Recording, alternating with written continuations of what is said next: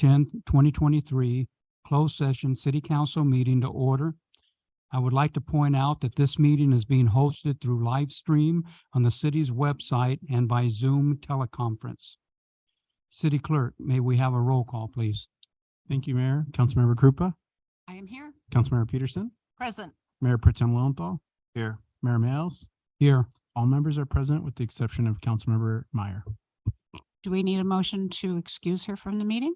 Yes, I Council. will make that motion to excuse Carly Meyer from this meeting. Second. Councilmember Krupa, Yes. Councilmember Peterson, Yes. Mayor Pro Tem Lowenthal.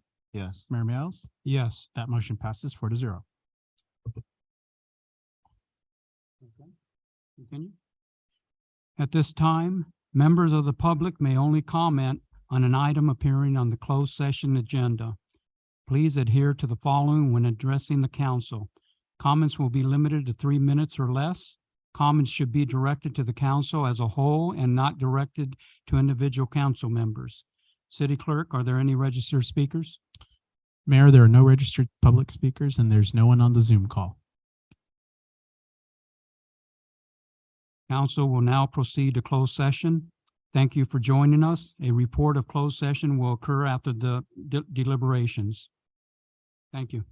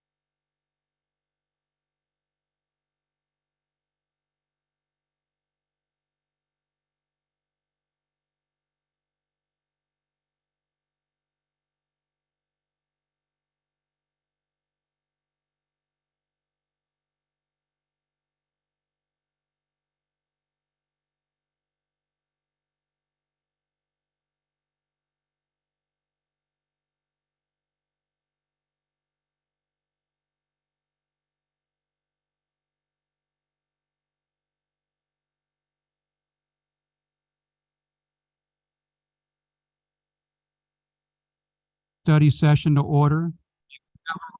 From staff on this item. Good evening, Mayor and members of the council. I'm just waiting for the PowerPoint to be pulled up on the screen.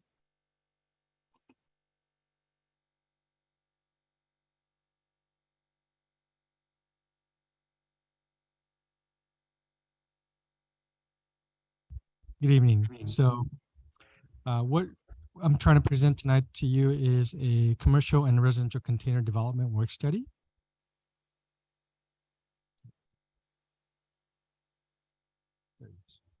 All right.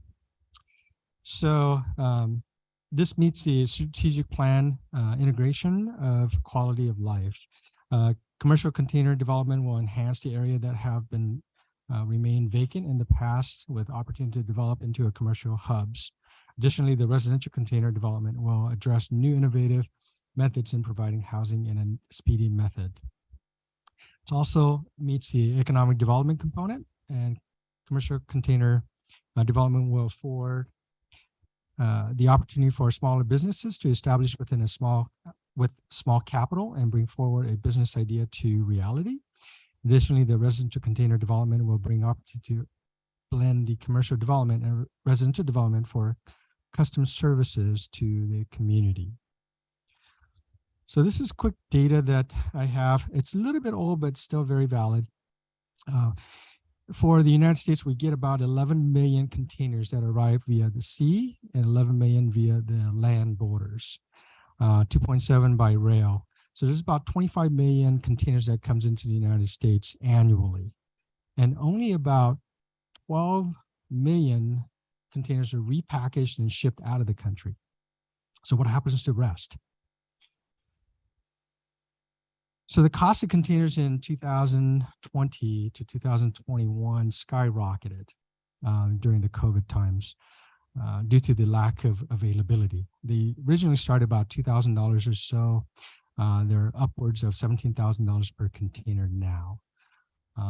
In the past few months, they have decreased slightly, so they're about $12,000 to $13,000 per container, but that's the makeup of the cost of each container. So containers, generally, we import our furnitures, auto parts, apparel, plastic, footwears, and those type of things. What we export are pet, animal feed, paper, waste paper, soybeans, fabric, raw cotton, and scrap metal. So therefore, the container that we need to export out can carry and hold a lot more than what we can import. So only about 20 to 30% are exported out of the United States total. So what happens to that 70 to 80% containers? Well, they become something like this. So we meaning United States, utilize containers to develop different architecture styles and commercial spaces. This is an example of a bar that is using a container in Tampa Bay, Florida. So a commercial retail. Next is restaurants in different fashions. Now you see that little tower to it. It's a container held up on its one end. So it's creating some architectural features for that area. Next is a very plain looking, but very valid 10 containers that they used in order to create a salon or commercial district. It's probably not the best example, but it is being utilized for commercial development. Another is where you can create more of a shopping strip mall style, smaller container space. So each door would represent a store or a business in this space. Next is a commercial retail. This is more like an office. So you have a staircase that leads you up. You have a balcony above. And one of the good things about containers is that it's already structurally sound when they're brought in. And the material that they use are rust proof in a manner, and that the materials are slightly different than your normal steel. So it provides for better material for building block. Some of the other methods that they used is they'll create a courtyard and put a roof over the middle, so creating a seating area, but all the surrounding containers become a storefronts. So that's what you see here. I'm kind of going through this a little fast because we're running out of time. This is a container park in Las Vegas. Mayor Pro Temp Malcolm Lilienthal went to this particular spot. We walked around, and what you'll find is like a little entryway, 3 stories high, stage. That's actual praying mantis that kind of moves and spits fire out of his antennas, which was kind of entertaining. But interior view is that you have a nice little courtyard, landscaping. You really can't tell that these are containers until you really look close. You walk around, you have open space areas, kids play area, a stage, a lot of shaded area for utilizing those sails. You have vertical components where kids can climb up and down multi-stories. You have these little hidden second story seating areas where it's not just one big open space, but rather you can find this private space if you like. And first floor view of just creating different sitting spaces and activating spaces for pedestrians. You could have an open space, you could have a stage, you could have different venues in those areas for weekend movies or venues for smaller groups or clubs. A lot of different options there. This is a view from the stage looking towards the container area. And you have parking around the container. This particular area has a city paid parking. So it is paid parking for this area, but parking could be surrounding the center so that everybody has an equal distance to the park rather than walking from one side of parking to the center. So now we'll go into, this is in San Francisco. These are more standalone style, but it's called a yard. And this particular one is utilizing 3.5 containers, kind of creating the balcony, upstairs, downstairs area. So a lot of versatility in these. This one kind of creates that staircase seating area, like a stadium seating. That brings that opportunity when you start creating second story, third story for these stackable containers. This is the view from the front. And you have some modernized coffee houses that can be created. You could cantilever these containers to creating a little patio outdoor spaces. And you could always landscape to soften the hard look of the containers. This is a box park, it's called, in London. It's all commercial front, very busy. It doesn't have that industrial feel. It looks like any other commercial street that you will walk. This is another commercial development happening in El Paso, Texas. This is just the beginning of it, so you don't see a lot of people utilizing the space just yet, but there's a lot of cantilevering for these containers and not a lot of calculation necessary for engineering. These containers are made and structurally sound for that type of cantilevering style. So there's a lot of that. Next is in Australia, they built this house utilizing 31 containers, lots of different levels, outdoor courtyards, balconies, outdoor space, utilizing just containers. Next is in Colorado. This is secondary dwelling unit in the back and a primary house in the front. It really doesn't look like a container, does it? Next, now this is in Michigan, but they decided to put a pitch roof over the container. So now it really blends in with the rest of the neighborhood or architecture. And I have seen development where they use a container to create a pool. So they just cut the top part, bury the container, and it becomes an instant pool. Now, this is actual construction in Joshua Tree. You can rent this as Airbnb if you like. But this particular architect utilized the containers to outline certain star positioning so that you can look only at that star at certain times of the year. You have very private backyard area, just blends well into the hillsides. Blending meaning that does create this rock outcropping look, not the container blends in with the rest of the rock outcropping. And these are some of the examples of multifamily. This one is in Washington, D.C. This is a 3 unit, I believe. And then next one's in Nashville, Tennessee. This is 83 unit multifamily residential development. And again, it really does look like a regular apartment complex that has a little more architectural features and designs into it. Next is, this is still under construction in Fort Worth, Texas, 34 condo units. So based on the color, based on the material that you cover the container with, it really changes the look of how that development happens or how that development looks overall. Although they utilize containers, you have a lot of different spaces, that tiering effect that creates its own balcony space for that unit. It creates a courtyard, it creates outdoor space.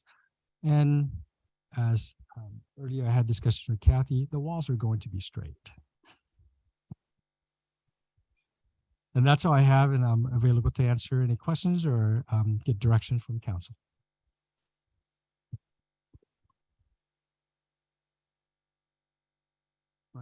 Okay, thank you. You know, this concept is amazing. A few years ago, when we went up for an ICSC conference in Las Vegas, we went over to the commercial place. We were just wowed by everything, because the initial thing is like, really? Containers? Gotta be kidding.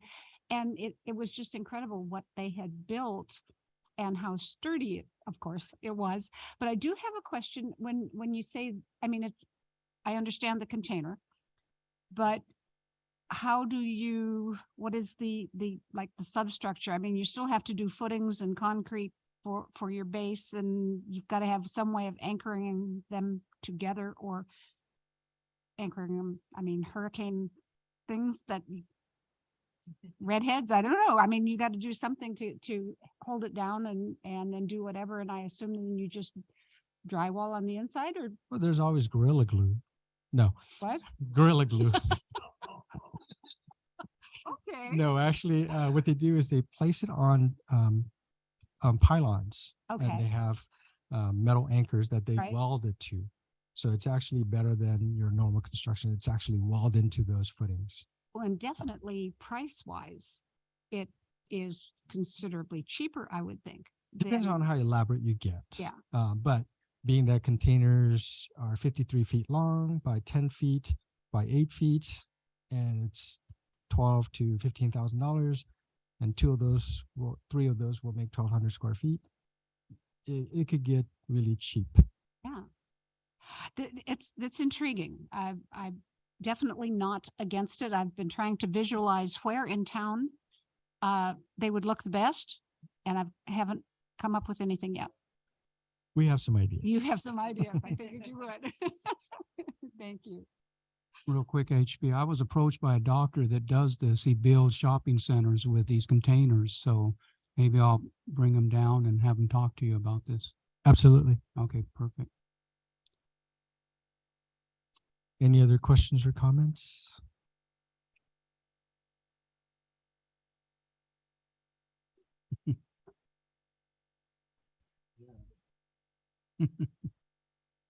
Yeah.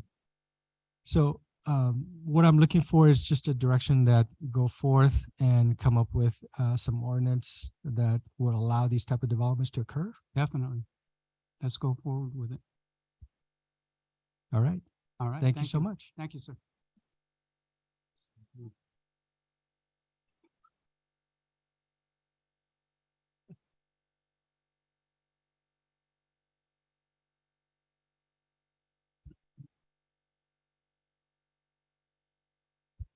At this time, members of the public may only comment on an item appearing on the work study item. Please adhere to the following when addressing the council. Comments will be limited to 3 minutes or less. Comments should be directed to the council as a whole and not directed to individual council members. City Clerk, are there any registered speakers? Not at this time, Mayor. This is only for this item, for the work study item. So if there's anyone on the Zoom call, I'd like to call out, you can raise your hand, or if there's anyone in the audience, now's the time to speak on this work study item, and we'd be gladly to take your speaker card. Giving them just a few moments here on the Zoom. Seeing none, Mayor, there's no registered comments. Thank you. City Clerk, we will now move on to our regular city council meeting. Good evening. I would like to call the January 10th, 2023 regular city council meeting to order. I would like to point out that this meeting is being hosted through the live stream on the city's website and by Zoom teleconference. I would like to remind council to have their microphones turned on and positioned so the audience can hear you. City Clerk, may we have a roll call, please? Thank you, Mayor. Councilmember Krupa, Present. Councilmember Meyer, Present. Councilmember Peterson, Present. Mayor Pro Tem Lowenthal, Present. Mayor Males. Present. All members are present.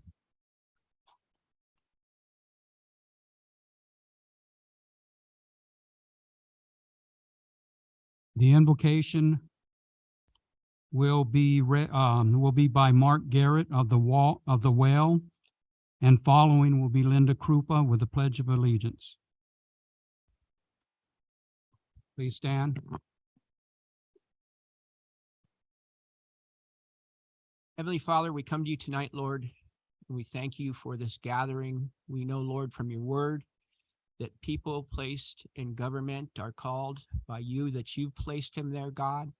And so, Lord, I pray that each one would be led of you, that they would use the wisdom that you give them, Lord, as they make decisions together in unity for the benefit of this community, Lord. Let each one, great and small, be served by their decisions, oh God.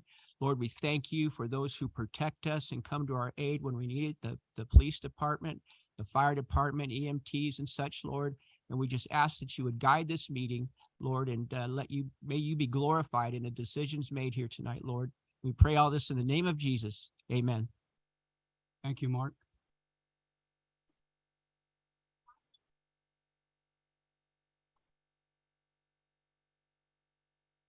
I pledge allegiance to the flag of the United States of America, to the republic for which it stands, one nation, under God, indivisible, with liberty and justice for all. Thank you, Linda.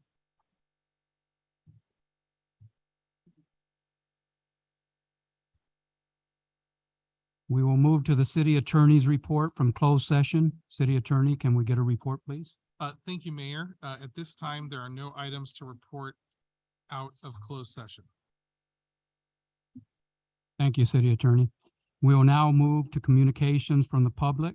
To accommodate public comment, we have made some temporary changes to this part of our agenda that were necessitated to comply with COVID-19 directives.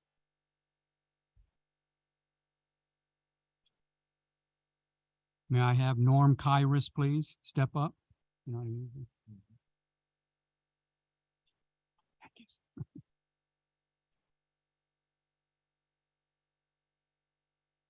Norm is representing Ramona Pageant. Good evening, Mayor. Good evening, Council. Good evening, staff. I'm here to bring some news about the foothills up in Hemet, south of Hemet, the Ramona Bowl Amphitheater. And by the way, I haven't seen some of you in a while, so Happy New Year also. Anyway, want to talk about a couple of things, some exciting things. We have the President's Gala coming up on January 21st, and I believe there's a few of you that's registered to come to that night.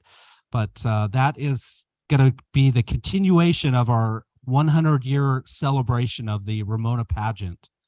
And we also have to recognize Helen Hunt Jackson, because if it wasn't for her back in the mid-1800s, this wouldn't be possible for us here in our wonderful valley. If you haven't had a chance to catch us at the Rose Parade, January 2nd, We had, I think we had about 46, 47 cast members, a carriage fully decorated with about 600 or so roses. We had red tail spirit dancers there. We had our cowboys there on horseback. It was just a terrific sight representing our hymn at San Jacinto Valley. KTLA 5 has it on YouTube. If you'd like to take a look at it, go into about 38 minutes into it, and then you'll catch us there. But Hemet definitely was well represented.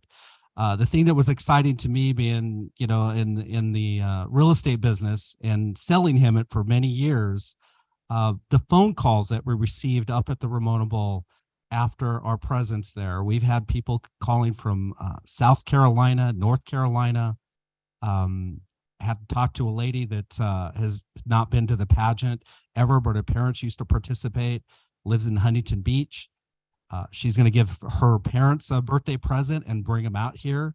But just it amazes me the financial impact that the pageant is going to bring to our valley.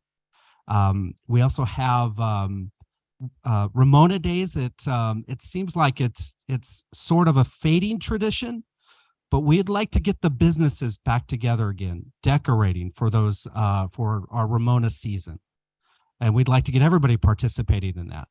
So we do have these visitors coming here and spending the night and entertaining themselves with the pageant, and then participating in other activities here. We'd really like to show off our valley and show what our care and our love for the Ramona pageant.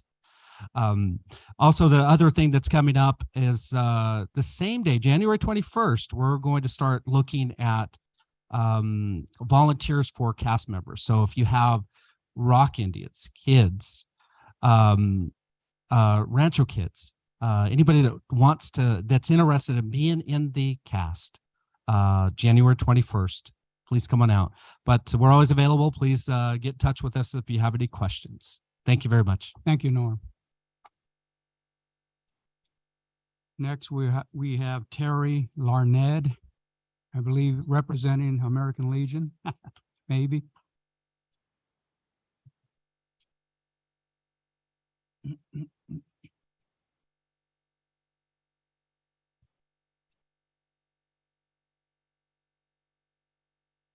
City Council members, staff.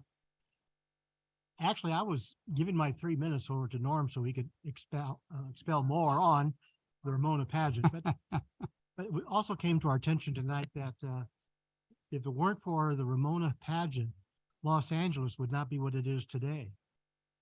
And I think that Los Angeles should get involved somehow in our centennial. And I think it might be a good idea to have our mayor contact the mayor of Los Angeles and see if we can get them to participate in the centennial because of what this centennial 100 years ago and also the play itself has done for Los Angeles. And I think if we look into that, it might be beneficial to our valley here and beneficial to Los Angeles. If we can look at it in those terms so that they can say, hey, I guess it would be okay for us to go ahead and get involved in that. So it might be I'm just throwing this out, that it might be a good idea to get in contact with the two mayors, get together. So that's Very good. Maybe the mayor pro tem. yeah, even a mayor pro tem. Anyway, that's all I had to say. Okay, thank you, Terry. Merry Christmas and Happy New Year. Thank you. Darrell Fry, representing Assembly Member Dr. Corey Jackson.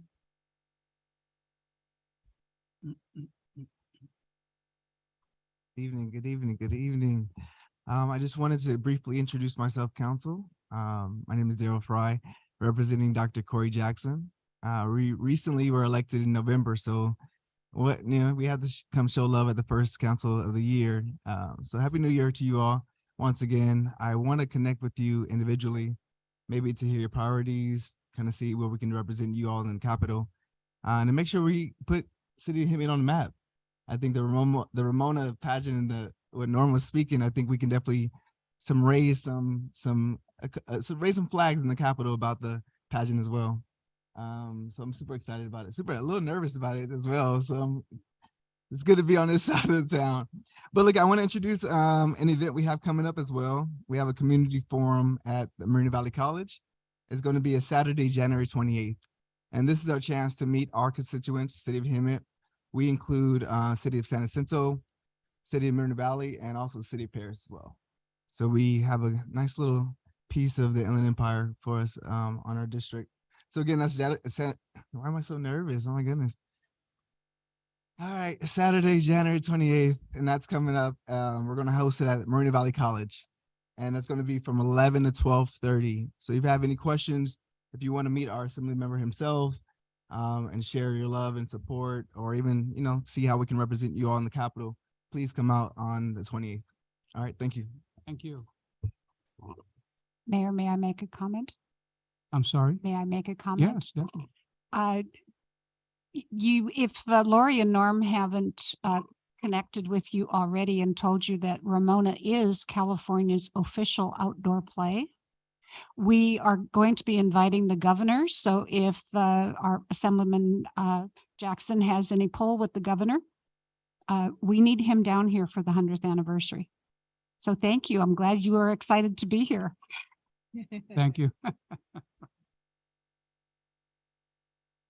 Okay.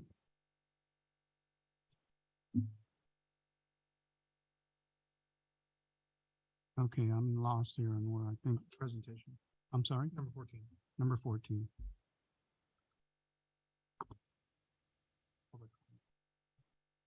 Is there anybody on Zoom? Okay. Thank you. Thank you, Mayor. If there's anyone on the Zoom call, now is the time to raise your hand and I'll unmute you. We'll give you just a few moments. If you'd like to speak during public comment, now is the time.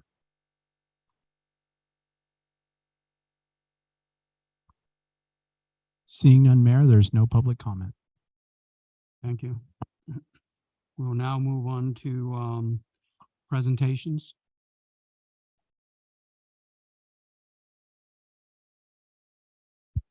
I'm back.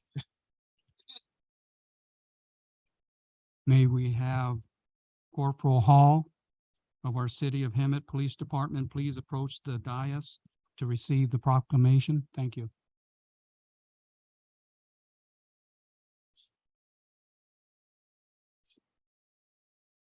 All right, so we are recognizing National Law Enforcement Appreciation Day.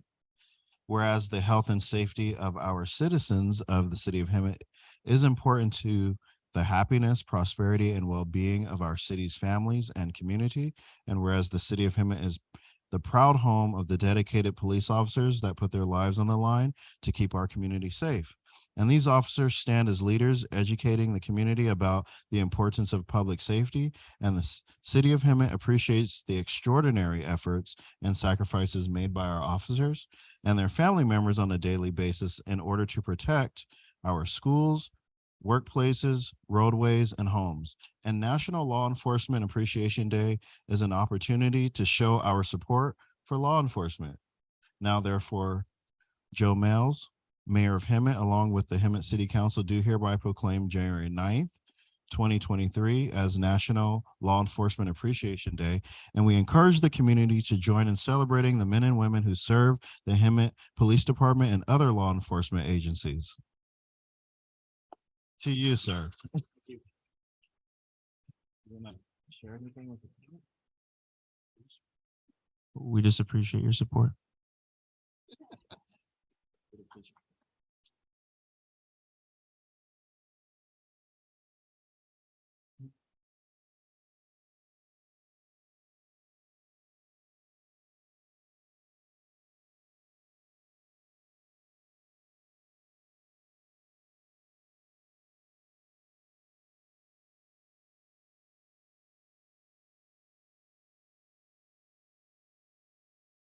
Go ahead, Attorney. Mayor, I'm going to ask the city council to consider adding an item to the agenda. The city became aware that council member Meyer was unable to attend in person after the posting of the agenda. We are able to allow council member Meyer to participate fully in this meeting if we adopt a resolution pursuant to AB 361.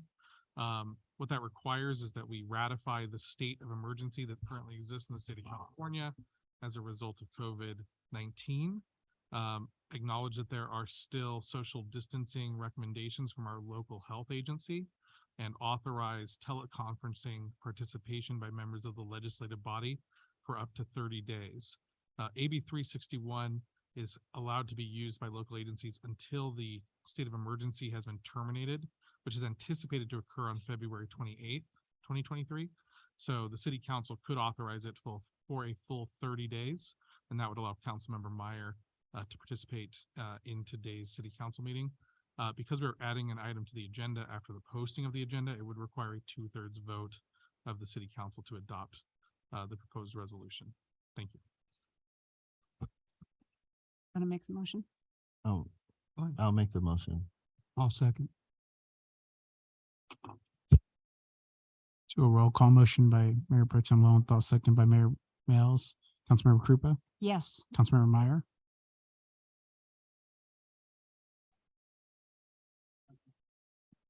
okay. Councilmember Peterson, Yes. Mayor Pro Tem Lowenthal, Yes. Mayor Males. Yes. That motion passes 4-0. Okay, and so to clarify, that was to add the item to the Add the agenda. item to, So you'd need another motion to approve the item. I'll make a motion to approve the resolution that we have just added to the agenda. I second it. I have a motion by Councilmember Krupa, second by Councilmember Peterson. Councilmember Krupa, Yes. Councilmember Meyer, Yes. Councilmember Peterson, Yes. Mayor Pro Tem Lowenthal, Yes. Mayor Males. Yes. That motion passes 5-0. And just so we're all on the same page, this does unfortunately mean you will be required to do roll call votes for the rest of the night, so we won't get to use the fun buttons and lights this evening.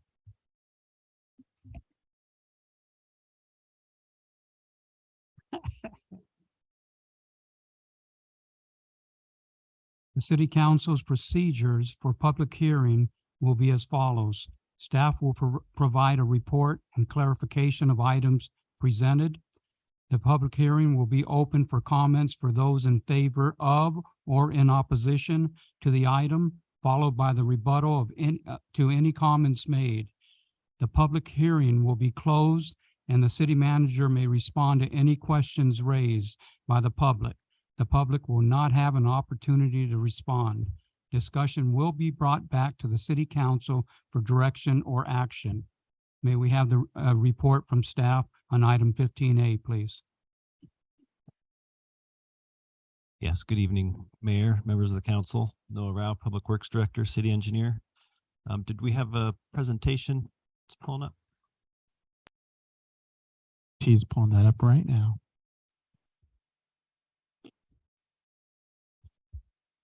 All right, I'll go ahead and introduce the landscape and streetlight assessment districts for Zanderson Plaza. That's number 112.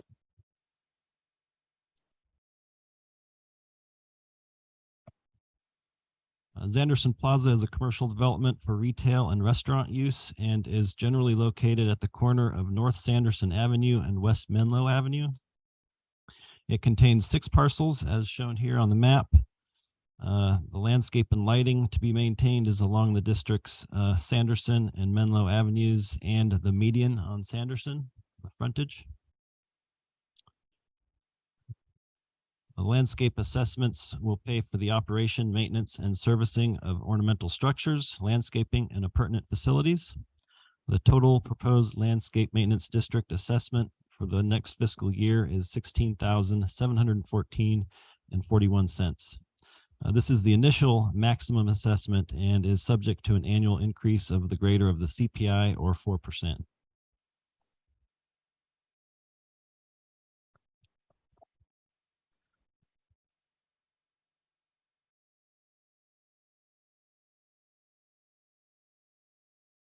The landscape assessments will pay for the operation. Oh, sorry, I got mixed up on one. The streetlight assessment will pay for the operation, maintenance, and servicing of the street lights and appurtenant facilities. The total proposed streetlight maintenance district assessment for the next fiscal year is $54.35. And similarly, the initial maximum assessment is subject to the annual increase of the greater of CPI or 4%.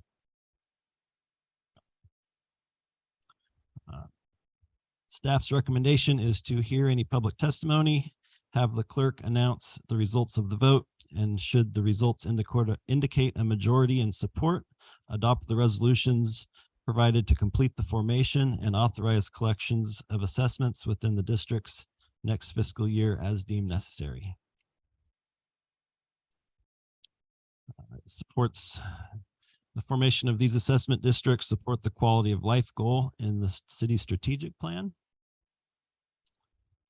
And that concludes my presentation.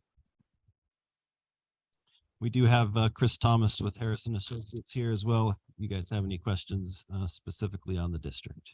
Thank you for the presentation. Are there any comments from the council on this item? Yes.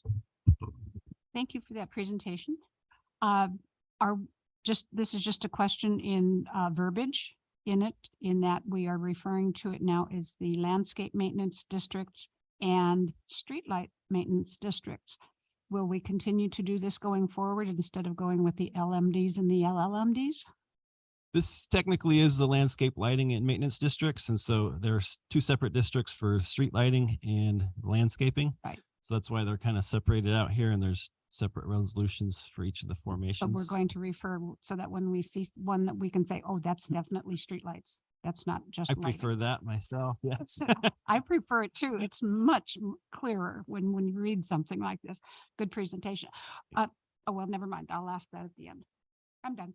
Thank you. Any other comments from the council? I will open the public hearing. City Clerk, do we have any registered comments or speakers? Thank you, Mayor. There's no registered speakers at this time, but I'll call out to the Zoom. If there's any participants on the Zoom call that would like to speak, now is the time to raise your hand and I will unmute you. We'll give you just a few moments here.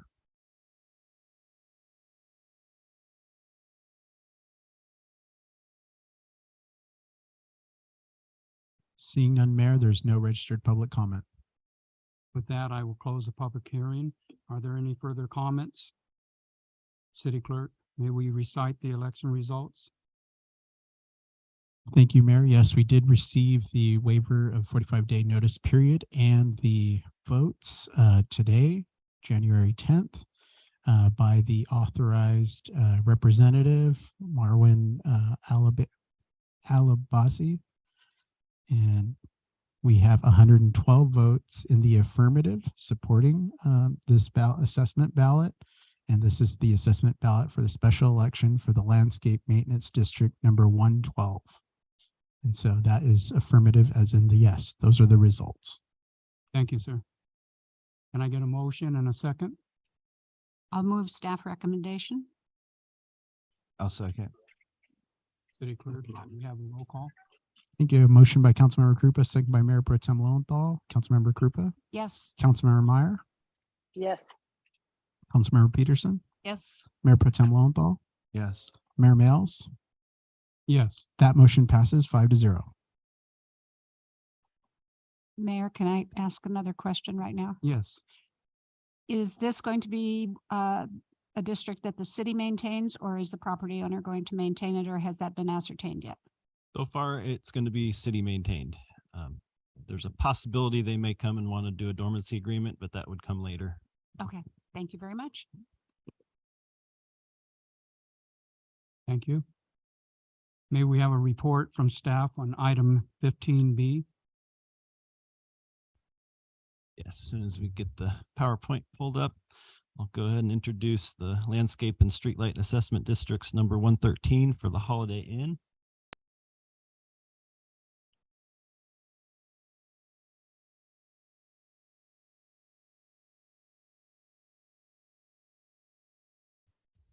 The Holiday Inn is a commercial development for hotel use and is generally located north of Florida Avenue, east of Costin, and west of Golden Village Drive. It contains one parcel, as shown here in the map, and the landscape and lighting to be maintained by this district is just along its Florida Avenue frontage.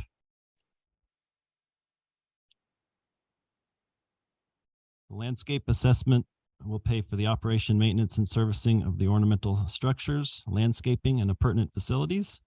The total proposed landscape maintenance district assessment for next fiscal year is $4,232.82. This is the initial maximum assessment and is subject to an annual increase of the greater of CPI or 4%. The streetlight assessment will pay for the operation, maintenance, and servicing of streetlights and appurtenant facilities. The total proposed streetlight maintenance district assessment for next fiscal year is $487.90. And similarly, this initial maximum assessment is subject to an annual increase of the greater of CPI and 4%.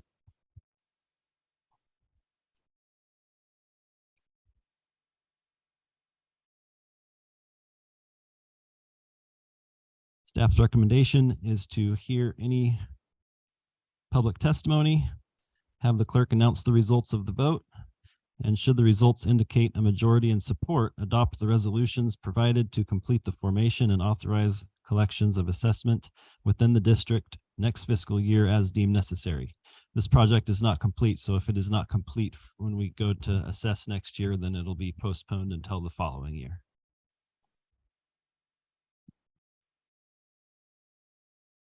And again, this formation of the assessment district supports the quality of life goal in the city's strategic plan.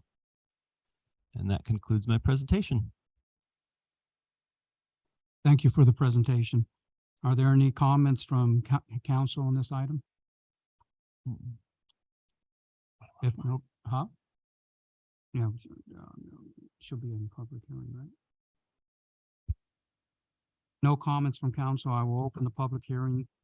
City Clerk, do we have any registered comments or speakers? Thank you, Mayor. There's no registered public comments, but I'd like to call it to the Zoom call. If there's anyone that'd like to speak, now is the time to raise your hand and I will unmute you.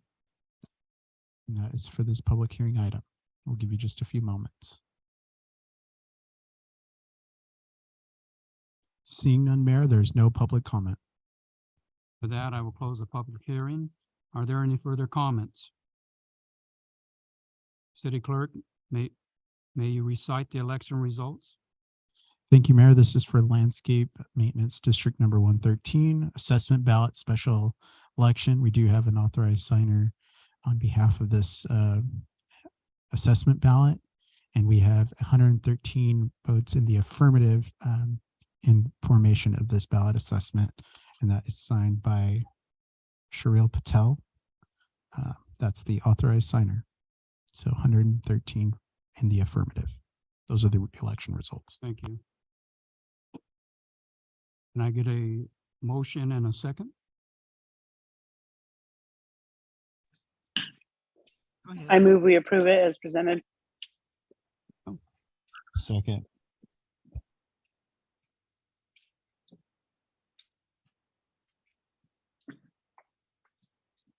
Sorry, I was slow to the draw. Can I get a motion in the second one more time? I apologize. The second was Malcolm. Councilmember Krupa, Yes. Councilmember Meyer, Yes. Councilmember Peterson, Yes. Mayor Protem Lowenthal, Yes. Mayor Males. Yes. That motion passes 5-0. City Clerk, just for a point of clarification, I believe there are two Parcels. parcels. Well, there's two separate districts. So it's the streetlight and the landscape maintenance.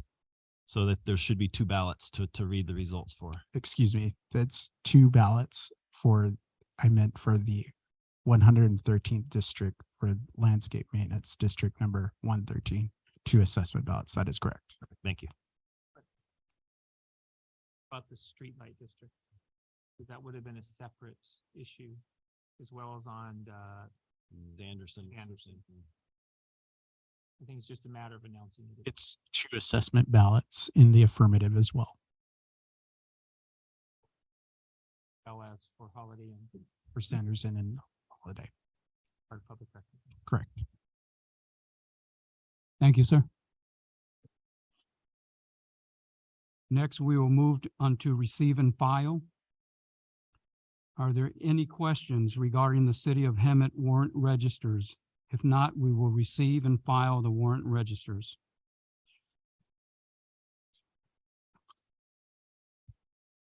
I'd like to pull 17E and 17F. I'm sorry?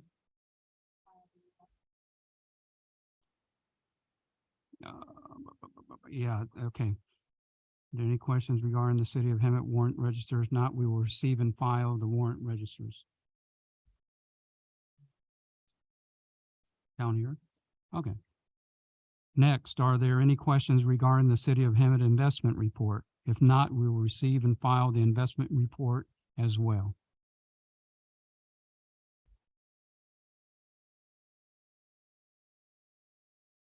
Okay, oh, that's right there, okay. All righty, come on, I'm new at this, my first time this year. Okay, so all consent calendar items to be acted upon simultaneously unless requested by an individual council member for separate consideration. Are there any members of the council that would like to pull any consent items for separate consideration? Yes, sir. Yes, I would like to pull 17I, 17L, 17M, and 17P.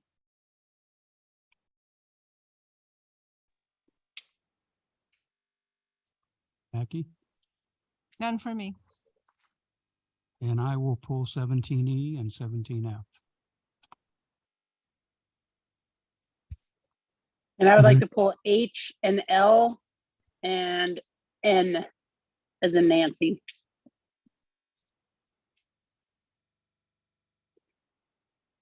Everyone get that? Item 17E, F, H, I, L, M, P, and N. L, M, and P.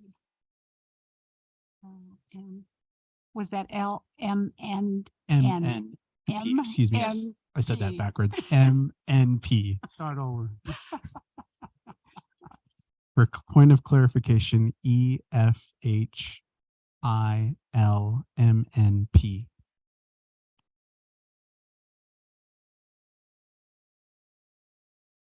All right. Can I have a motion to approve the items on the remaining, or the remaining items, and a second? I'll make the motion to approve the rest. I'll second it. City Motion. Clerk, may we have a roll call? Motion by Mayor Pro Tem Lowenthal, second by Councilmember Peterson, Councilmember Krupa, Yes. Councilmember Meyer, Yes. Councilmember Peterson, Yes. Mayor Pro Tem Lowenthal, Yes. Mayor Mills. Yes. That motion passes to approve the consent calendar with the removal of the items for separate consideration.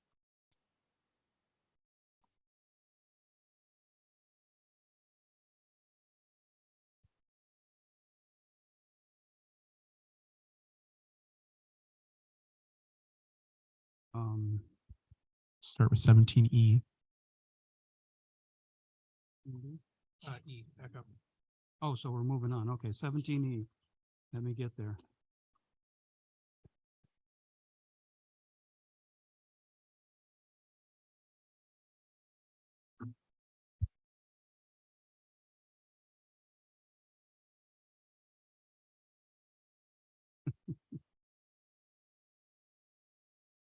Trying to pull it up real quick. So this one I just had questions on. I believe this is the grant. It's a service agreement with eCivis for a grant management software Grant system. management software.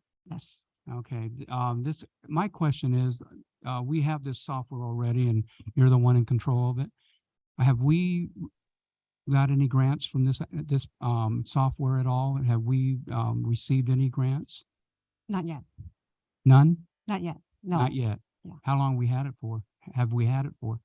We've had it for a year. A year. Okay. And why haven't we received a grant or any grants from it? Because we are using the grant writing consultants for grant funding opportunities as well as this grant management system. And so we haven't found a grant from this management system yet to apply for it, for any. Okay, okay. Okay. It's, Can we hold this, or how do we work it so I can get more answers on this, just to make sure that we're not putting money into something that's not gonna work for us? I have a few questions also. So if you want additional time, maybe take it up at another meeting. If we can, yes. So the council could continue this item to the next meeting to give you a chance to formulate your questions and give staff time to research it. If you Okay, I'd like to do that. sounds like you have one council member who. Oh, yeah, go ahead, Carly. The other question I have is who is going to pay for this when the ARPA money is gone? Because to Joe's point, this is a very expensive program. So I think along those lines, if we could find out a little bit more detail and like the longevity of this program, and if this is the best one suited for the city.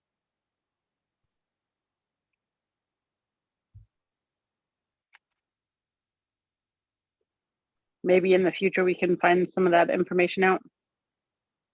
Definitely, let's work on that.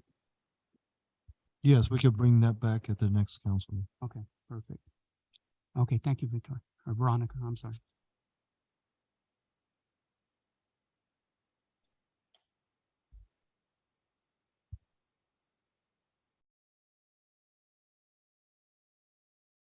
Seventeen F.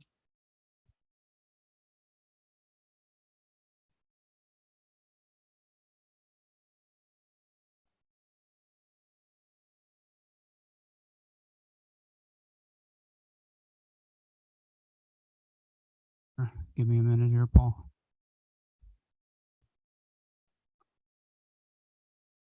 The ERP application.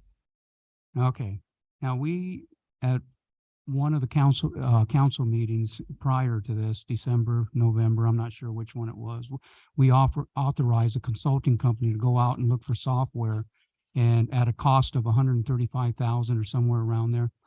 And now we're looking at an update or a maintenance program for the one we have in-house for $70,000. And I'm just wondering, you know, on the spending here on this particular software, this maintenance program, when is this due?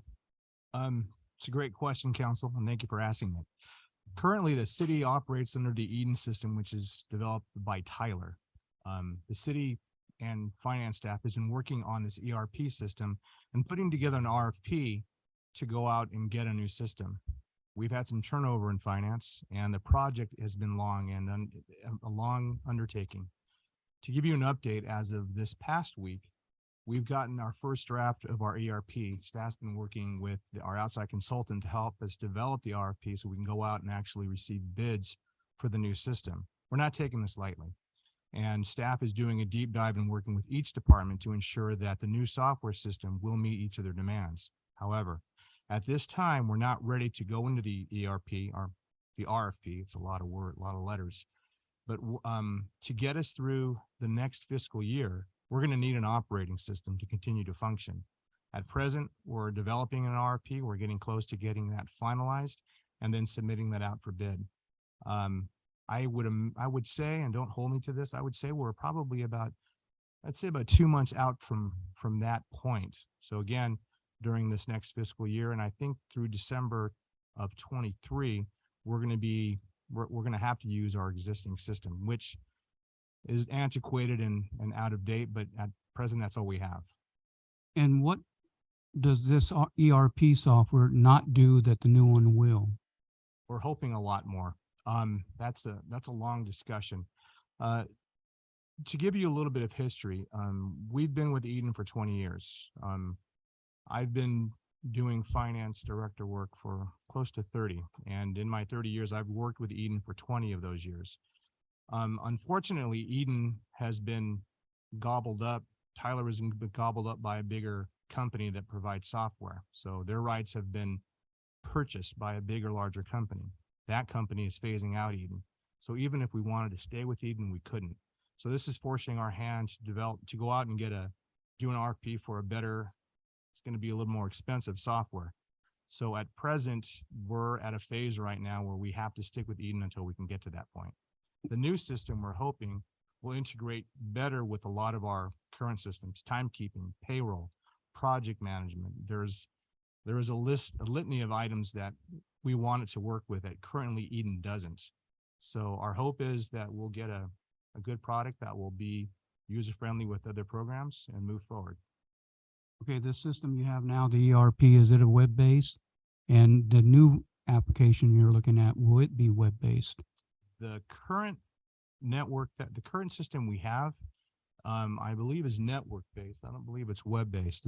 The new system we're looking at, I believe, and I'm a little squishy on this, but I believe it is more web-based than the current system. But to the degree that it's totally web-based, I can't speak to that right now. Okay, and it'll handle what you want?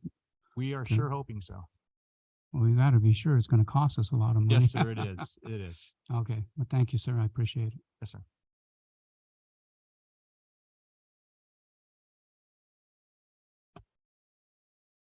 Can I make a motion? Yeah, okay. Well, I'd like to make a motion then to go ahead and go forward with this 17F. And I'll second it. thank you. Mayor Mel's motion and second by Councilmember Peterson. Do a roll call. Councilmember Krupa, Yes. Councilmember Meyer, Yes. Councilmember Peterson, Yes. Mayor Pro Tem Lowenthal, Yes. Mayor Males. Yes. That motion passes 5-0.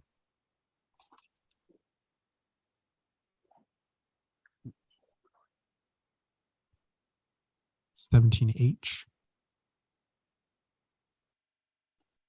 Okay, on 17H, we have this is the resolution for the city on the personnel rules and regarding traveling expenses. And my concern with this, if you pull up the staff report and you go to the second page of the resolution, the city manager is authorized to revise, amend, and make any changes that he wants to this policy. And I think that part of the control that we're wanting is to have the city council make the controls. And so if we set up the framework and give them the guidelines, then they have so if we put it in place without this kind of language, would that be a problem, Stephen? So the rationale for the resolution authorizing the city manager to implement the travel and reimbursement policy is a similar rationale that we've been trying to implement in other areas of city operations, which is one of our strategic goals was streamlining city operations. When we have incredibly detailed directives embedded in things like the city's personnel rules, which are very cumbersome to change, it means that if we encounter a better way of doing things, it's difficult for the city to implement that change. Just to give you an example, I believe the city staff began the process of wanting to implement the travel and reimbursement change in July. But because of all of the requirements that we have to go through in order to change the city's personnel rules, as you can see, it didn't get here until January. It's usual for many aspects of city policy. And when I'm talking about policy, I'm not talking about like the policy that discussions that are set by the council. I'm talking about policies which direct city staff on how to go about the day-to-day business of the city. It's not unusual for those to be promulgated by the city manager. And that simply allows, like I said, a more streamlined process allows us to update those procedures more efficiently and more quickly. I think it's always going to be a balancing act for the city council. The personnel rules of the city, I think, are almost 200 pages long. If I remember at my last reading, I think it's 180, something like that. Don't quote me, I could be wrong. It feels very long every time I have to open them up. That's unusual for a city to have that level of detail in a city council approved document. Oftentimes what instead we have is we have general policy directions that are given by the city council and then much more detailed policies issued by the city manager.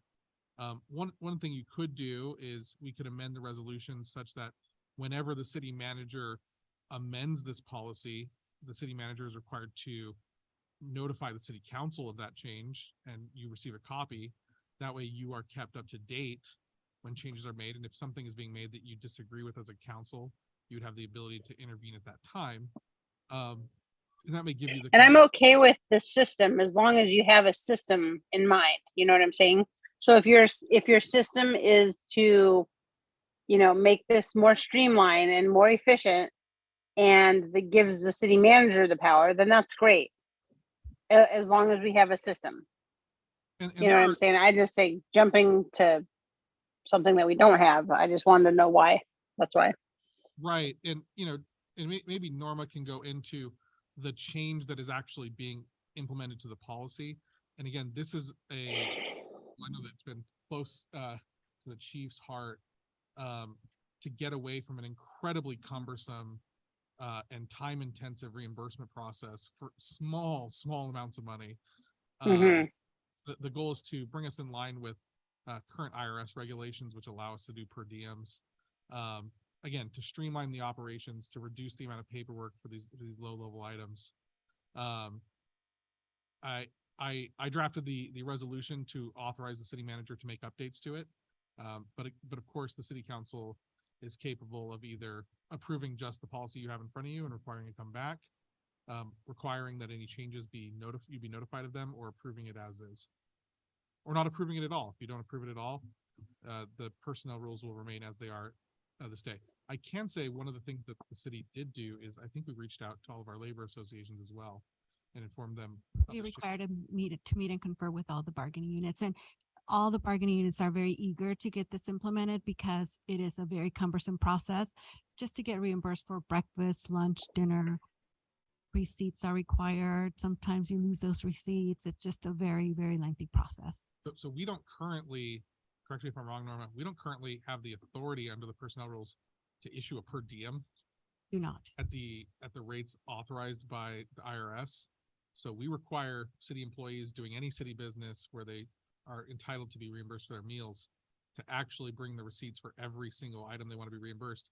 And so it's not just cumbersome for that employee who has to keep track of, you know, I got breakfast at McDonald's, and then, you know, I got lunch here, and then I got dinner here.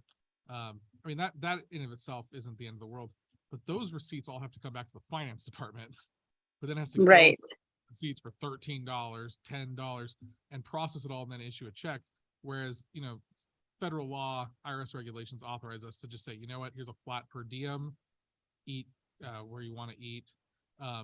There are limits to that amount. If you attempt to go over it, then we get into the rules of you have to show receipts and justification for that. But the goal here is to reduce the burden on the employee and also the burden on finance staff. So the reason for my question is, I think that the rule is good, and I think it's long overdue. What keeps someone from coming in and kind of messing with somebody else and changing something back just to be ornery? So your city manager, if you adopt the resolution as it is stated, your city manager has the authority to change the policies going forward. What are the restrictions on that? The restrictions include IRS regulations and state law. So they can't go completely, you know, nuts with, you know, the changes that they're making in that regard. If the city manager is making changes that the city council strongly disagrees with, obviously the city council has general supervisory oversight over the city manager and the council can express their displeasure. The city council could also adopt a resolution reverting the change back to the way you want it. So the city council does. So we can just ask to be notified if it's changed. I mean, I would okay with something as simple as that. And that is consistent with previous actions this council has taken where it is delegated decision-making authority of the city manager. One of the steps the council has undertaken is to require notification to the council when that authority is exercised, just so that if there is an issue, you are immediately notified of it and can take action as a body. Yeah. I would be good with it with that in place. I think we could, if the council wanted to have a motion to adopt the resolution with an amendment stating at the end of the policy that if the city manager revises or amends this policy, the city manager shall notify the city council at the next available city council meeting of that change. That can be added to policy. And the council could adopt that as amended if the council chose. I'll second Carly's motion. To have the. Carly, are you good with the amendment that? Stephen Yes, just- yes. I like that. Mm-hmm. We'll do a roll call. We have a motion by Councilmember Meyer, second by Mayor Pro Tem Lowenthal to adopt the resolution as amended. Councilmember Krupa, Yes. Councilmember Meyer, Yes. Councilmember Peterson, Yes. Mayor Pro Tem Lowenthal, Yes. Mayor Males. Yes. That motion passes 5-0.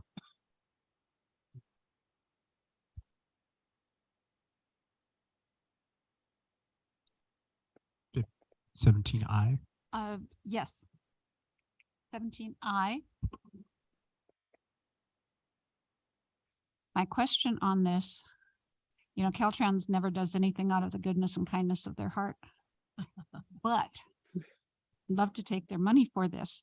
My question is, how does this is just in certain sections of Florida and San Jacinto Street, or is it the entire length of Florida and San Jacinto Street at our discretion of where the trash is? It is specific sections, and there is an exhibit in the back where it's labeled in green. The reason we couldn't just go through the whole thing is because they have other existing agreements, I guess. That was my understanding.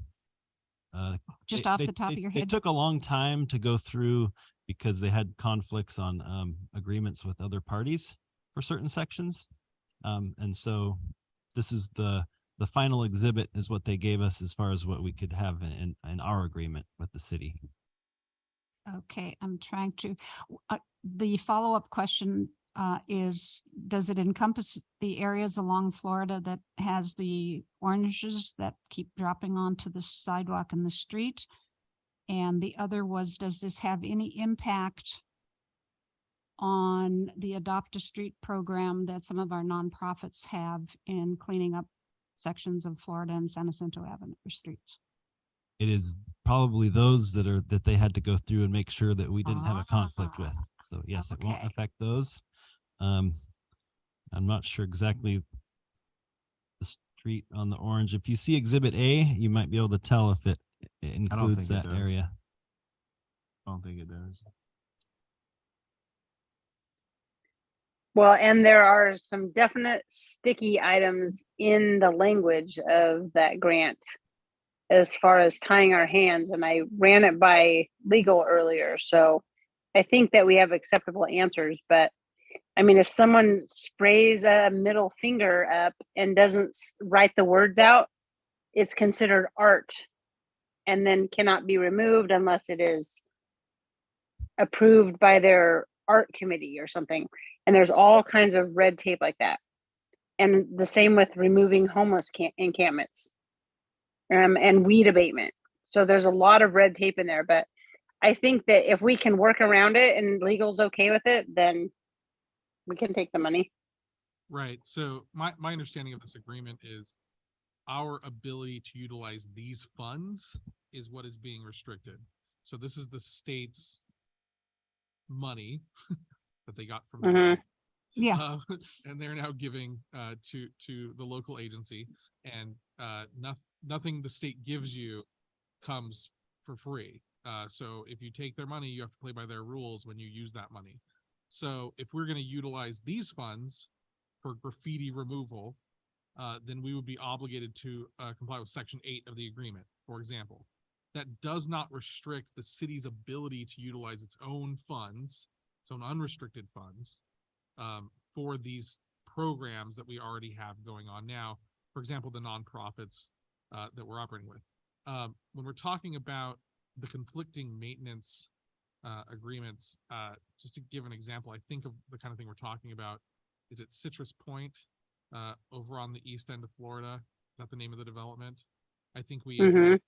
an agreement for the maintenance of that specific section of Florida Avenue. Which hasn't been done yet. I understand. Right. We have a couple of those throughout the city. So I think those were excluded because another party is responsible for the maintenance. Okay, well, the one I do know about, and I will bring that up, is that Rotary has adopted Palm to Columbia on both sides of the street. But Columbia is where we no longer have the south side of the street, so we didn't go any further than that. But I just want to make sure that what we do isn't hindered in any way by the agreement that the city would have for getting reimbursement for what the city does. Hopefully there's no conflict. I believe that was reviewed for conflict and there shouldn't be, so. And we will find out if we agree to this and then we have conflict. You can figure. Okay. I don't have any other questions, and if there aren't any further questions, I will move approval on 17I. I'll second that. I have a motion by Councilmember Krupa, second by Councilmember Meyer. Councilmember Krupa, Yes. Councilmember Meyer, Yes. Councilmember Peterson, Yes. Mayor Pro Tem Lowenthal, Yes. Mayor Males. Yes. That motion passes 5-0. Okay, next is 17L. 17 Okay, L. that's mine also.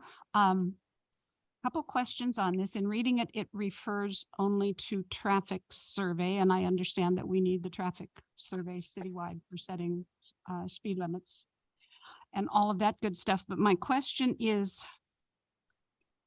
in this process, is it possible to look at other aspects of traffic in our city as to really bad intersections that may require four-way traffic control or traffic signals or traffic counts? Or is it, It what will include- exactly are they going to It do? will include all the traffic counts for each segment. However, it won't be necessarily looked at to warrant, stop signs or signals or revisions to that. That would be kind of a separate assignment that I would probably use the consultant for, Do we have, separate from this Yeah. okay, particular do we have agreement. plans going forward to do something like that? Because we have a lot of really hazardous, uncontrolled, two-way traffic controlled intersections in town. And we Yes. also have areas where turn signals, left-hand lane signals would be really great on traffic signals. And I think overall we need to be, if we have the funding for it, we need to be looking at all of these traffic issues. Sure. Actually, yeah, with the same consultant is going to be on one of our on-call agreements later as another item here too. So we will be able to assign other work to them as we see fit for those types of tasks. Thank you. Mhm. I have no further Um, questions. I have another question on that item also. I have some comments on this item. This is a pet peeve of mine. I am very disturbed that we have to spend $90,000 to let our officers write speeding tickets in our city. This is the classic California racket right here. We are required, it's like speed limit sign expire like milk cartons. It's ridiculous. And there is nothing that we can do. Is that correct, Stephen? Well, the city could decline to do the required traffic studies that would essentially invalidate, Yep. I believe, All a the speed significant limits. part of our traffic enforcement program. It's a significant issue, council member. I know that the league Mm-hmm. taken this issue up several times. Mhm. Repeatedly brought the issue to the state legislature, asking for more local control over setting speed limits throughout our jurisdictions. The competing interest that constantly comes back from the state is cities will utilize that authority to set speed traps, to essentially engage in revenue generation off of unwary travelers. But and maybe the chief can talk to this a little bit more than me. I think the general trend I've seen is the speed limits are constantly going up every time we do one of these studies. Yeah, that's correct. Right. Yeah, we haven't done this, the survey, I think over 7 years. And at that time, my understanding was just certain areas that we did do surveys. So this is very much needed to move forward for traffic enforcement. And then it comes down to when dealing with traffic enforcement, it really isn't revenue generated. It's a Mhm. very minimal amount that the city sees. That goes to the state and counties and things like that. So it is extremely minimal. It's just so we can enforce those traffic violations that we see out on Florida, Sanderson, Stetson, and those areas as well. So. And I guess the most disturbing part for me is, you know, we get the money up to hire an officer to buy his equipment, to buy a car and everything. And then not only do we have to pay for him to do his job, but we have to hire someone to certify these speed limits so that we can enforce them. And that clearly is a legislative problem that we need to keep an eye on, I suppose. Yes, you're correct. Yes. That's disgusting. Yeah. If I could add to that, when we get the results back on this, which will also be speed limit information on particular streets and particular areas, there was, I believe, legislation that was passed last year or the year before that had some semblance of local control in it, in taking into consideration the type of neighborhood it was to lower the speed limit from what the traffic counts actually Oh, good. dictate. So we will be able to utilize that when it comes back, because there are areas where people drive 50 and 60 miles an hour and it probably should be 35 or 40. And if we Well, and can- when we're having single car rollovers in town, that just blows my mind. I mean, how fast do you need to be driving? Yeah, you're absolutely correct. There's certain areas that I have to agree with you, the speed limits. yeah, are and it way- does, it just keeps going up every year when you go on that percentile, that Mhm. there's nothing you can do about it, in that if people are a certain percent are driving faster, you have to increase it or you're under liability from giving tickets or accidents or anything. So the local control on this is so important. And so, yeah, I think it's a good thing. And then we need to look at the intersections and a whole lot of stuff. Yeah. Uh, Wow. I'll move approval on this if there's no other comments. Yeah, I'll second. Motion by Councilmember Krupa, second by Councilmember Meyer. Councilmember Krupa, Yes. Councilmember Meyer, Yes. Councilmember Peterson, Yes. Mayor Pro Tem Lowenthal, Yes. Mayor Mills. Yes. That motion passes 5-0. Okay. 17M. That is mine also. And the only thing I want to say on this, Noah, is congratulations for doing this and bringing it forward. This is a win-win going out on something like this and selecting the top 3. RCTC has been doing it now for a number of years, and it really moves projects along so that you always have basically somebody on call. If the first contractor is busy, here you go. You got Lot of the second guy resources. in line, and I think it's just a fantastic idea. So congratulations. Thank Good you. job. And if no comments on that, I will move approval. I'll second. Motion by Councilmember Krupa, second by Councilmember Peterson. Roll call, Councilmember Krupa, Yes. Councilmember Meyer, Yes. Councilmember Peterson, Yes. Mayor Pro Tem Lowenthal, Yes. Mayor Mills. Yes. That motion passes 5-0. N as in Nancy. Okay, I pulled N so that we can look at these receipts again. And that trip that Linda and I were going to take to Texas. And it's looking even like a meteor trip. But I am trying to differentiate between the playground equipment and the shade structure of the exercise equipment, and understand, like, are there going to be more items brought back for this, or why they weren't all in one council meeting, that kind of stuff. This has been city public works staff that have been kind of breaking this overall larger project up and taking off the bites that we can chew, so to speak. And so we have been doing it, separate little projects until the overall project is complete. I think this about wraps it up, though. And you see the price on the price for shipping on this item. It was similar to the last one. I think it's the same vendor. I didn't look up if it was the same vendor or not, but yes, there's quite a swing again in the amount that we're paying for shipping. So I guess I just don't understand all that.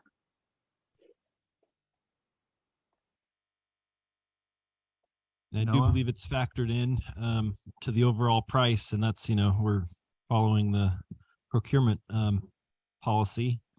And I think that's, we're just doing the best we can for the efficiency that this gives us. All right.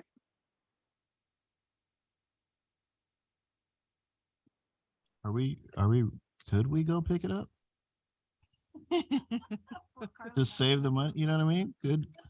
That's a lot. That's a lot of money right there. It's a lot of money for sure. Between the last one and then this one. Remember we talked about the last meeting? Yeah. Stephen, could we pick it up? Could we, you know what I mean? For real. I don't know if the vendor would honor the sale if we were changing the terms of the contract, which includes their shipping costs. That's certainly something this staff, I'm sure, could look into if the council directed staff to do that.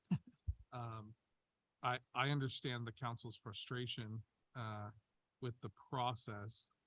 I can let you know that this vendor and this cooperative purchasing agreement is utilized by local agencies throughout Southern California to get these shade structures and playground structures installed. I know other agencies that have attempted to go outside the cooperative purchasing agreement because they also get sticker shock about one thing or another. It's installation, or I can't believe, a piece of fabric costs that much to put up. I mean, something to, keep in mind is when we're talking about, for example, a shade structure, the engineering required of that shade, it's not just, sitting there and blocking the sun.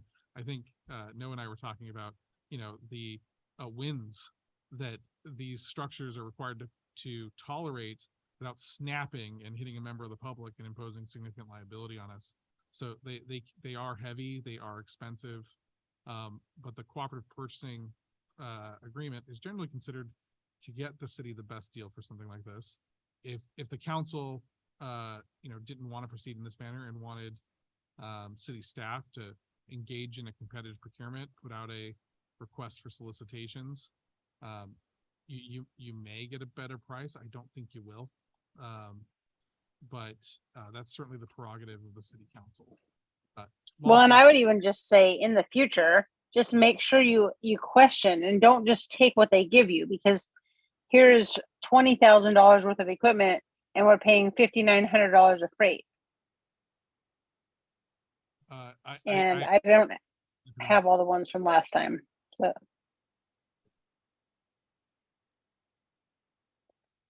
So their freight prices seem to be all over the board, because even the $50,000 one, the other portion of this, has 85 for freight charges. So I'm sure some things are more heavier than others or whatever, but as long as they're not trying to make their sale or their good deal on the freight, as long as our staff is not afraid to question and ask for better deals, so that they know that we're reading the stuff. That's my concern. Otherwise, what can we do?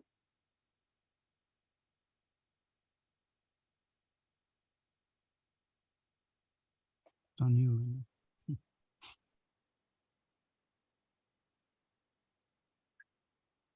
So if we want to approve it, I'm fine approving it. I'm just saying that we have to make sure that we are, going to question and not just take people's word for it, because this is a lot of crazy money for this freight. Understood. I'll second Carly. Motion by Councilmember Meyer, second by Mayor Pro Tem Lowenthal. Councilmember Krupa, Yes. Councilmember Meyer, Yes. Councilmember Peterson, Yes. Mayor Pro Tem Lowenthal, Yes. Mayor Males. Yes. That motion passes 5-0.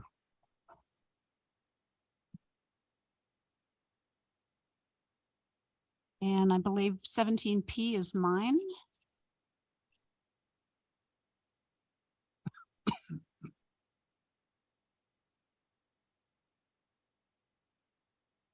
And my question is, and my memory is not 100%. I don't ever recall having this type of a report come to council before. You're probably right. This Okay, report comes to council every 5 years. So this is, I don't know if you were on the council 5 years oh yeah, ago. I've been on for 12. Okay, so what this item before you, the item before you this evening is a AB 1600 report for fiscal year 16-17 through current and then and 21-22. What this report does is required by the state for us to report the DIF, the development impact fees that we receive on an annual basis, and we're to do this every 5 years. It's to keep us compliant with state code. And last time we did this was 5 years ago. Okay. In this, it's required every 5 years. It is. Well, we have two ways to comply with the state. One is through doing the DIF report every 5 years, as I understand it. I have representatives here from Harrison Associates. So the consultant that works directly with the city to prepare the report. They can probably speak a little more articulately than I can. At this point, I'd like to go ahead and introduce Chris. Okay. Thank you, Council, Mayor, and staff. Chris Thomas with Harrison Associates. So AB 1600 requires that you prepare an annual report on the collection of DIF fees, the uses, balances, and projected uses of any unused balances. It also requires a 5th-year report, which has a slightly different reporting requirements and such. The purpose of this was passed originally to require you to do this reporting. There's so much reporting you have to do, right? You get kind of tired of all these reports, and there's fees associated with it. So it's a good question that you ask. But the purpose was that cities were collecting development impact fees, hoarding them and not using them. So this lets the public know and the development community know that the impact fees that are collected, what they're being used for, and they actually are being used. So in this report, we review what capital improvement projects and other type of things they're being used for, and they're not just accumulating, and thus unnecessary fees are not being collected. So there's an annual reporting requirement and then the 5-year. Is there, and this is just to get the information out, is there a length of time that we can legally hold on to DIF fees without using them for the betterment of whatever fund they are supposed to be used for? I'm not expert in each of the different funds, but I can say this, that each of those funds has a specific legal purpose. And I would imagine they each have their own legal requirement of when they have to be expended. So I'll leave it to that. You have in your staff report, it talks about, I think it's 9 different fees. And each of them has their own requirement. But one thing that is common is you have to have a projected use for those fees. You can't just hold on to them. Okay. And what that does is it protects the taxpayer via, and most of these are collected at the new development. So you build a new home, there's all these DIF fees that are collected, and that goes into the purchase price of the homeowner pays. So this is to help make sure if you're going to charge those, they're really used. Right. Okay. Thank you very much. It's always interesting. I mean, DIF fees are phenomenal for the community because there is always an impact on various things, like building houses has an impact on the library. Yep. And I'm very concerned about our library and the use of the DIF fees so that we don't ever lose a cent that we collect in these areas, that we actually use them to improve the programs and the services that are provided. Yes, exactly. Thank you very much. And it does look like we do lose money if we don't use these. And we lose the money to the report writers that come in and write these reports. And so how can we best, and I don't know, Noah, are you watching this stuff now so that we are better managing this? So Or who is?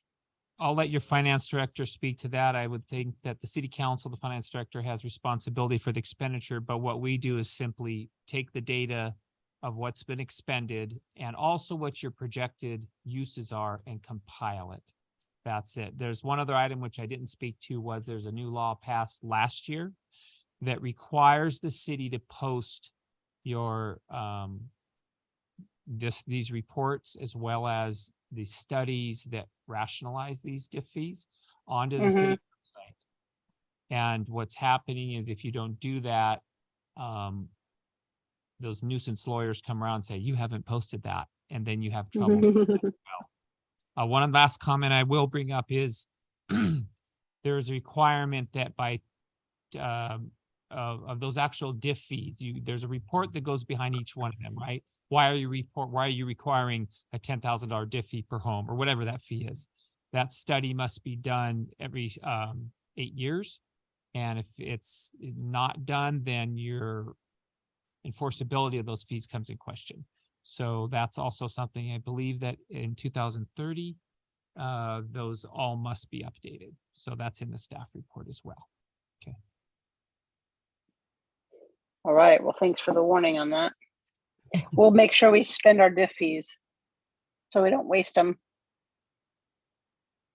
Just for your information, council, we do budget these fees and the uses thereof.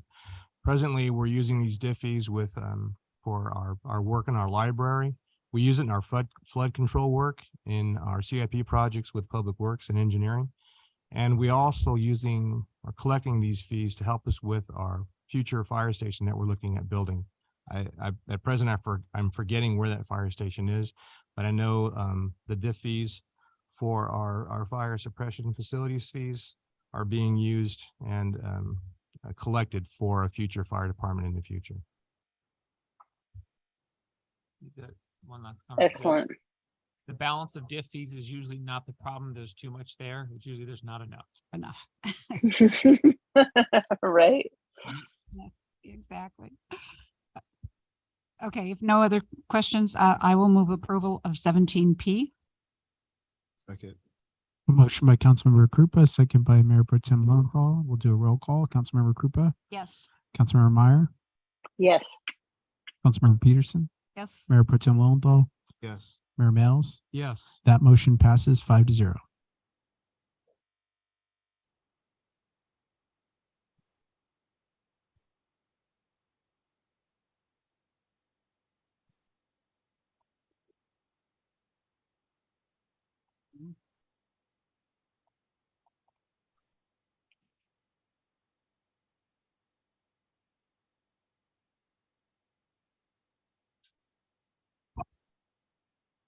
Thank you, Mayor. Honorable Mayor, members of the City Council. I have a report tonight for the City Council outside boards, committees, and commissions appointments.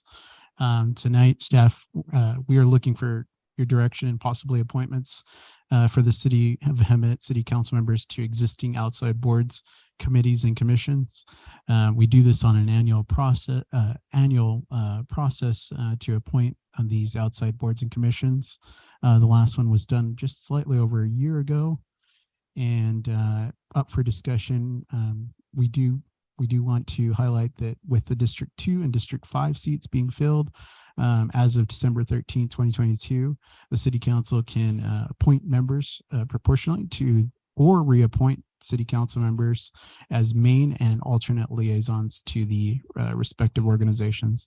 Additionally, I provided a couple of attachments, our current 2022 list and then our 2023 list with a table where the mayor or myself can go through line by line, seeing on what appointments you'd like to suggest. And with that, Mayor, that's my brief presentation. Most likely we'll probably keep everything the same and just move Russ's to Jackie. Unless someone wants to get on a special committee. I think that's a great idea. Yeah. I think that's a great idea. I'll agree to that. Anything you want to be on special? You need that vision and mission thing anymore? Where are you? Because we completed the strategic plan. Oh, okay, yeah. We're gonna do an update as soon as the new city manager. And if you're going to redo it, maybe you want a different team, Joe. Instead of vision and mission, change it to strategic plan updates? We'll probably have an update. Yes. But when the new city manager comes in. Right. if Yeah. we- Once we get one. Yeah. I think that's very Yeah. important to keep that in front of us. That sound okay? And the city clerk did tell me the RFP can be taken off, correct? Yeah. City attorney, Oh, is it still there? Yeah. did you want us to leave it there? No, please. Okay. For transparency reasons, we provided the list of 2022. Thanks.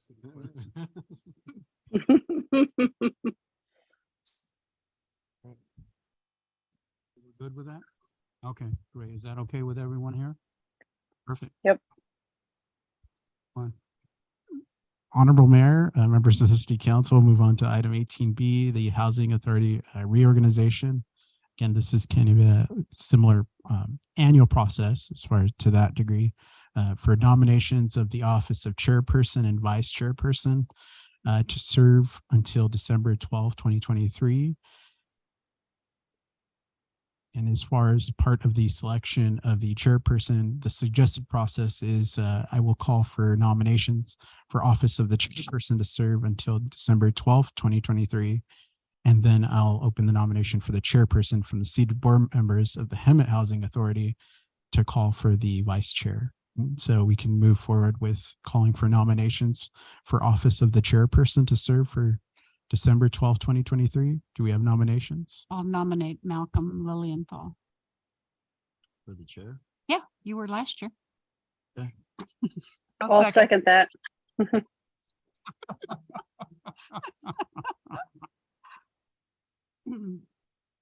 Okay, I have a motion I have a nomination by Councilmember Krupa, second by Councilmember Peterson to nominate Mayor Pro Tem Lilienthal as the chair of the Housing Authority. And we'll do a roll call. Councilmember Krupa, Yes. Councilmember Meyer, Yes. Councilmember Peterson, Yes. Mayor Pro Tem Lilienthal, Yes. Mayor Males. Yes. Oh, yeah. That's me. That motion passes to appoint Malcolm Lowenthal as the chair of the Housing Authority, Hemet Housing Authority. Chair, would you like to call for nominations for the vice chair? Chair Lowenthal. I'll nominate Linda Krupa. Weren't you the vice chair last year? Yes, I was. I'll second it. I have a nomination and motion for Mayor Males to nominate Councilmember Krupa as vice chair for the Hemet Housing Authority with a second by Councilmember Peterson. Do a roll call. Councilmember Krupa, Yes. Councilmember Meyer, Yes. Councilmember Peterson, Yes. Mayor Pro Tem Lowenthal, Yes. Mayor Males. Yes. That motion passes to approve vice chair as Linda Krupa for the remaining of the year till December 12th, 2023.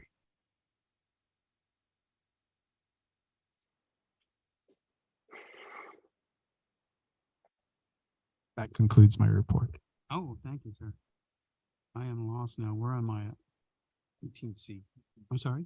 18C. Oh, okay. This is where we do the may we receive a report from the staff on this item, please? 18C.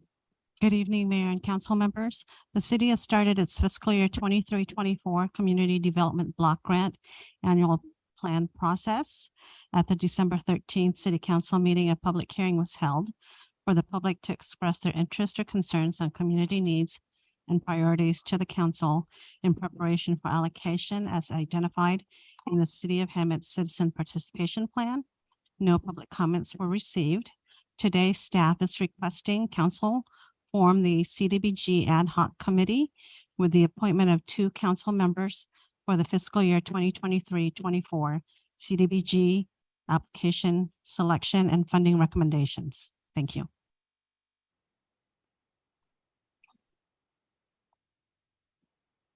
Thank you for the presentation. Are there any comments from council on this item? No one? Can I get a motion, please, and a second? This council needs to nominate two council members for the Can we ad hoc keep it- committee. Can we keep it the same as last year? Malcolm and myself? I'll make a motion to have Mayor Pro Tem Lilienthal and Mayor Males as the two ad hoc CDBG fund people. I second it. People. I have a motion by Councilmember Krupa, second by Mayor Mills.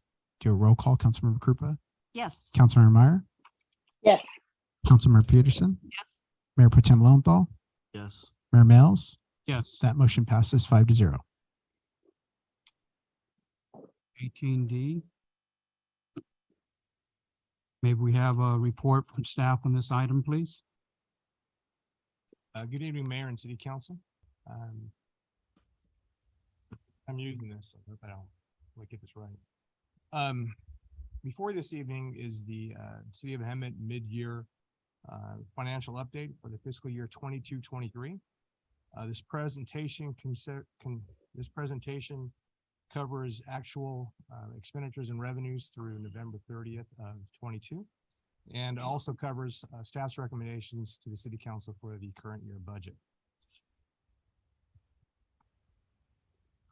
Just a little background, in May 24th of 22 and June 14th, the City Council was presented at a work study the proposed budget for the 22-23 fiscal year. And June 14th council meeting, council adopted the budget for the 22-23 through fiscal year, and we've been operating with that since July 1st. Tonight, our study session, tonight our mid-year review will cover comparisons of the estimate to actual budget, review of recommended budget adjustments, and future consideration. All right, the adopted budget. Again, in June of 22, the council approved the budget for the fiscal year, and we had a marginal surplus. As you can see here, our budget was adopted with general fund revenues at 63.3 million, general fund expenditures of 66.2, one-time uses of general fund of 22.9 million, leaving us with a razor-thin surplus of $51,000. Now, you compare that $51,000 to our operating budget of 66 million, it's pretty tight, but it is balanced. Overall, our general fund revenues they're coming in about where we thought they'd come in at. Typically in mid-year, we do the first 6 months of the fiscal year, but we got it in early, so we're looking at actual receipts through November and November of 30. At present, we've collected 24% of our overall expectations through November 30, and our Measure U revenue by itself has come in at 27.8 through November 30. Typically, the lion's share of general fund revenues is in sales tax and property taxes, but the reason why our general fund revenues are looking so low is because our sales tax comes in 2 months in arrears, right? So it takes us 2 months to actually collect that and report that. Our property taxes, the lion's share of our property taxes comes in twice a year, in December and April or May of every year. Given that we had to go with actual numbers through November, we don't have that revenue to report on an actual basis. But overall, comparing the current year through November to prior years, we're trending about where we thought we'd be. However, property taxes and community development taxes do appear to be coming in a little bit higher, and we'll get into that. The city has a consultant, HDL, that prepares our property tax estimates for us. They work directly with the county and they help us estimate where we're going to be. When the budget was adopted, they worked with us to adopt our property tax for the city. As of December, we worked with them and asked them if they can give us an update based on actuals that have been filed with the county. And we found good news that our property taxes can actually be moved up about $850,000. Good news for us. Community development is also expecting additional revenues of about 134 and 456 for 2 grants that we didn't actually anticipate at the adoption of the budget. We're recommending that those be put in now. Also, are looking at other financing revenues from contract services that we have with the Hemet Unified School District and other marginal fees for citations, I believe, at 15,000. Again, staff is recommending an amendment to our general fund revenues for these items. Rather than bury you with schedules and tables, I'm trying to keep this simple. So overall, as we discussed, our adjusted budget through November 30th is at 63.5. Property tax increases, alarm permit fees, contract amendments with the Hemet Unified School District, and our community development programs or grants that have come in that we didn't anticipate are going to bump up our general fund revenues from 63.5 to 65 million. Again, that's good news. Non-general fund revenues. We looked at our non-general fund revenues and they're coming in about where we thought they'd come in at. Overall, our DIF fees are coming in and it's coming in a little higher every year based on the development that we're experiencing in the city. Again, that's good news. Our water revenues are trending in about 10% greater as of November 30th compared to our November 30th number last year and what we had budgeted. So that's coming in a little bit higher as well. We don't want to make a projection for water fund revenues because our water drought and then the rains we're having, it's kind of hard to give it an estimate. So we're just going to leave those alone and see how we're doing. And as I said, our non-general fund revenue staff is not making a recommendation to increase or decrease those at this time. General fund expenditures. Through November 30th, from July 1st through November 30th, council had approved some uses of our fund balance for general fund expenditures. Okay, moving forward, our expenditures through November 30th, we're looking about 36% of what we projected for the entire year. Like our revenues, our general fund expenditures, the lion's share of this is going to happen after November, but they're trending about where we thought they'd be. Public safety is also working closely with human resources to filling several of our vacancies, both in fire and police. The mid-year process, as I'm sure most of you already know, this gives departments an opportunity to look at their budgets, look at their needs, and see if we have any unavoidable or unexpected costs that come up since the adoption of the budget. This gives staff an opportunity to work with the city manager and myself at coming to you and recommending changes. Again, our goal is to provide services that are in line with our strategic plan goals, and those recommendations are as follows. Our fire department is requesting a budget increase of about $120,000. This is for equipment and personal protective equipment for, I call them the 15. These are the new firefighters that we're looking at hiring through our SAFER grant. When we adopted the budget, we didn't anticipate these new employees. As such, to outfit them, we're requesting those funds at this time. Animal regulation, in my staff report, I had written that this was through a contract negotiation. Over the weekend, I did a little bit more research and found that it wasn't a contract negotiation. We simply under budgeted the amount of the contract at the adoption of the budget last year. At this time, we're requesting the council allow us to increase that budget by $75,000 to be in line with the contracts. And Public Works Engineering is requesting an office specialist too. And that amount is about $25,000, and that will get us through the end of the fiscal year if they hire them, I believe, around February.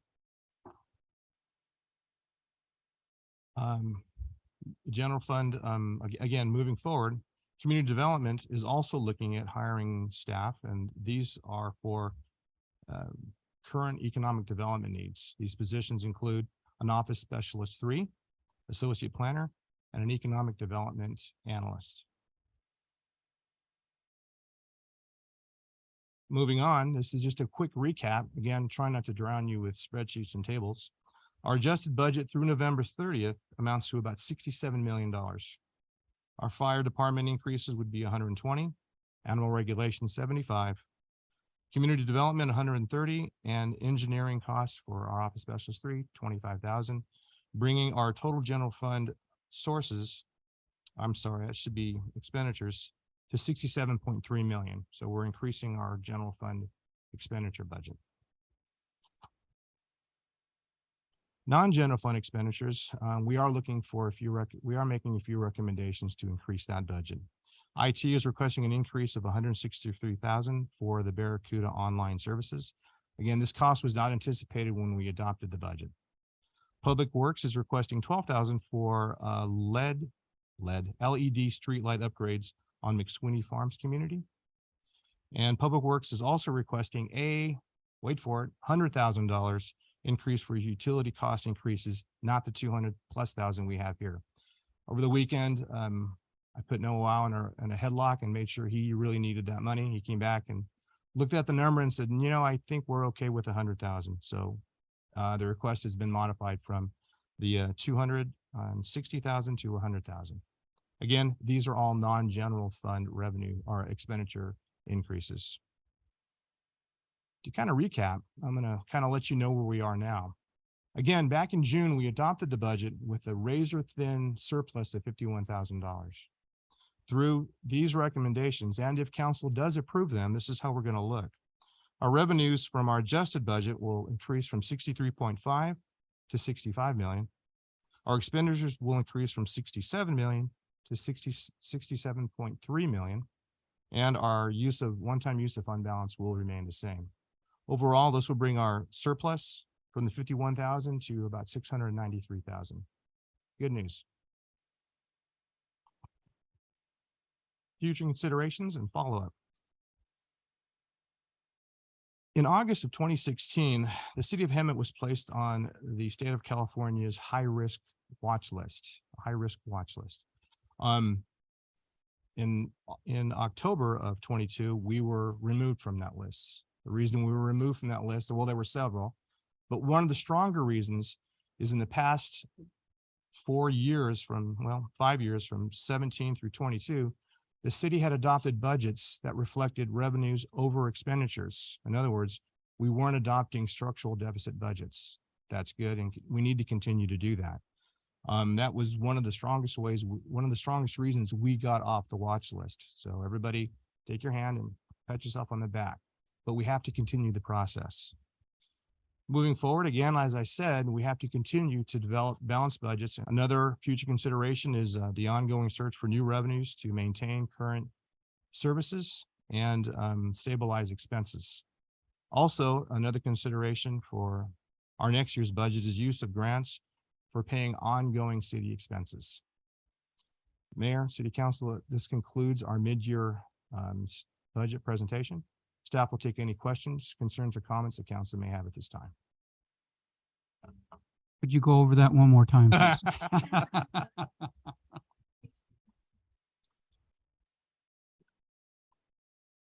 Any questions? Questions? Thank you for that presentation. I appreciate the format. Yes, ma'am. Anyway, if you could go back, what type of SB2 fund grants did we get in that huge amount of money? I remember a couple for general plan amendments and updates and things like that, but There were two grants. One was an SB2 and the other one was a LEAP grant, LEAP. I'm going to go ahead and ask, let's see.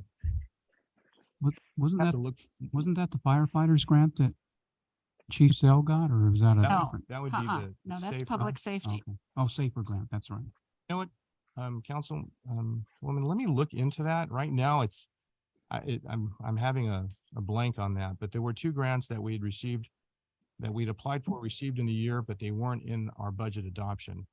Also, I believe some of those grants were carried over from the prior year because we're receiving them in the current year. But those expenditures are being carried over as well through our continuing appropriations. Okay, if you could get back to me on that, that would Yeah. be great. And a question on the water. You said it's coming in at 9% higher. Yes. So what Why I did, is that? that's a good question. I don't really know. I looked People at are paying their bill? I mean, I looked at our revenues for water last year through November 30th and compared them to our revenues this year through November 30th, just to get a feel for where we were. And I also compared it to our budget. Now, our budget is for a whole fiscal year. Our water uses are hills and valleys. Right. Beginning of the fiscal year, it's hot. We're using more water. We're watering more lawns. And then during this time of the year, we're really not watering because we have a lot of rain. So, but all things considered, the comparing the current year to the prior year and the current year to the budget, it looks like from what I've seen, we're looking at 9% above receipts from this time last year. There could be with an increase in connections. We didn't have I- a rate increase, did we? I No. can't speak to that, but Yeah. I'll find out. If, and I will if get you back to could, I'd ma'am. appreciate an answer to that. Yes, ma'am. The other animal control. Is this the contract with Ramona Animal Shelter?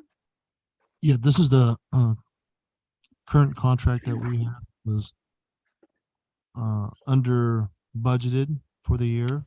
That we came across this as we're approaching mid-year. But as you know, we're not going to have a contract with Ramona in the near future. So we're actually going out to see other type of services for animal control for this upcoming budget year. I appreciate that. And part of that was that I had read somewhere the other day that they are cutting back on their services and they are going to be closed a couple days a week. So if they're cutting back on services, why are we paying them more? That's my question and you don't have to answer it. No, but that's something I'll definitely look into and provide an answer at a future date. Okay. The Public Works Utilities. What was my question? I just wrote down, you said something about the last sentence on that slide was a pay hike Originally, when or rate hike. We didn't do rate hikes. no, I believe my thought was that Southern California Edison or the Edison company that we buy our electricity from Okay, had done a rate hike on the city. okay, After another analysis, it was determined that, there is a rate increase or there were increased costs to our utilities. However, the amount wasn't as high as we thought it would be. So we're moving that from 200,000+ to 100,000. okay. And my final question and or comment is in community development, the increase for economic development. I don't mind putting that amount in there so long as we are open to how it is being used and that maybe it comes from the city manager's office or in the hiring of an assistant city manager slash economic development person. And that's exactly what we're trying to prepare for. Got my blessing. Thank you very much. I appreciate it. Anyone else? Thank you. A question I have is, what exactly is the Barracuda software that was left out, and why was it? It seems to have been left out altogether. And then why would we be deciding to purchase it now if we wanted to veer away from it? I don't know. Here's how I understand the contract. The contract is an annual contract, but the contract doesn't end doesn't end or begin on a city's fiscal year. Our city fiscal year is July 1st through June 30. The Barracuda contract, I believe, was entered into around April of a certain year, and therefore it expires around April of every year. So at the beginning of this budget year, I believe we didn't budget for 1/4 of a year, and it kind of makes sense that we didn't. Because if I'm a council member and staff comes to me and says, you need 163,000 for this service for a 1/4 of a year, when it's a 3-year contract, but only 1/4 of it lands in this year. So we can't really budget 1/4 of a contract in a budget. We have to budget the full amount for a full year. Does that make Right. sense? Mm-hmm, that makes sense. And what kind of software is it? I'll let Scott go ahead and fill that one. Yes, definitely. The software is a software is a service solution, and it works in tandem with our Microsoft 365 online environment, and it provides security for that. It does the email security as well as employee and department level file security, does backups for those. Again, it was purchased in April 2020, and it was an oversight of the IT department for not including it in the 2023 budget. Mhm. So what we're looking to do is just, we were advised by the vendor who purchased, or we purchased that software from, that was coming up. which alerted us and alarmed us to the fact that, again, it was an oversight in our budget process.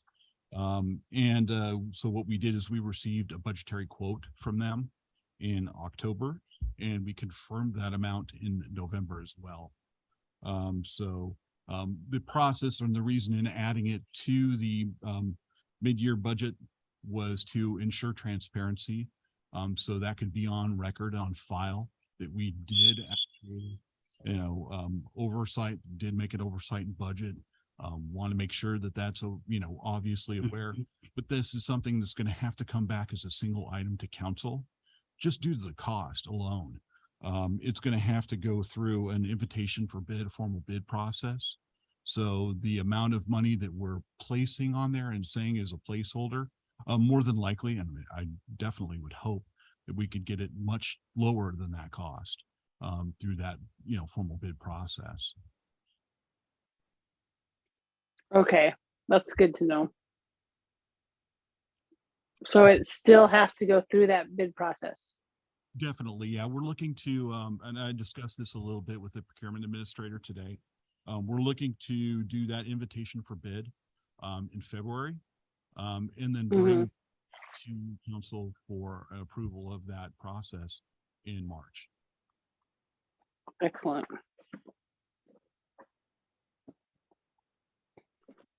All right. Well, thank you. Yeah, that's all I have.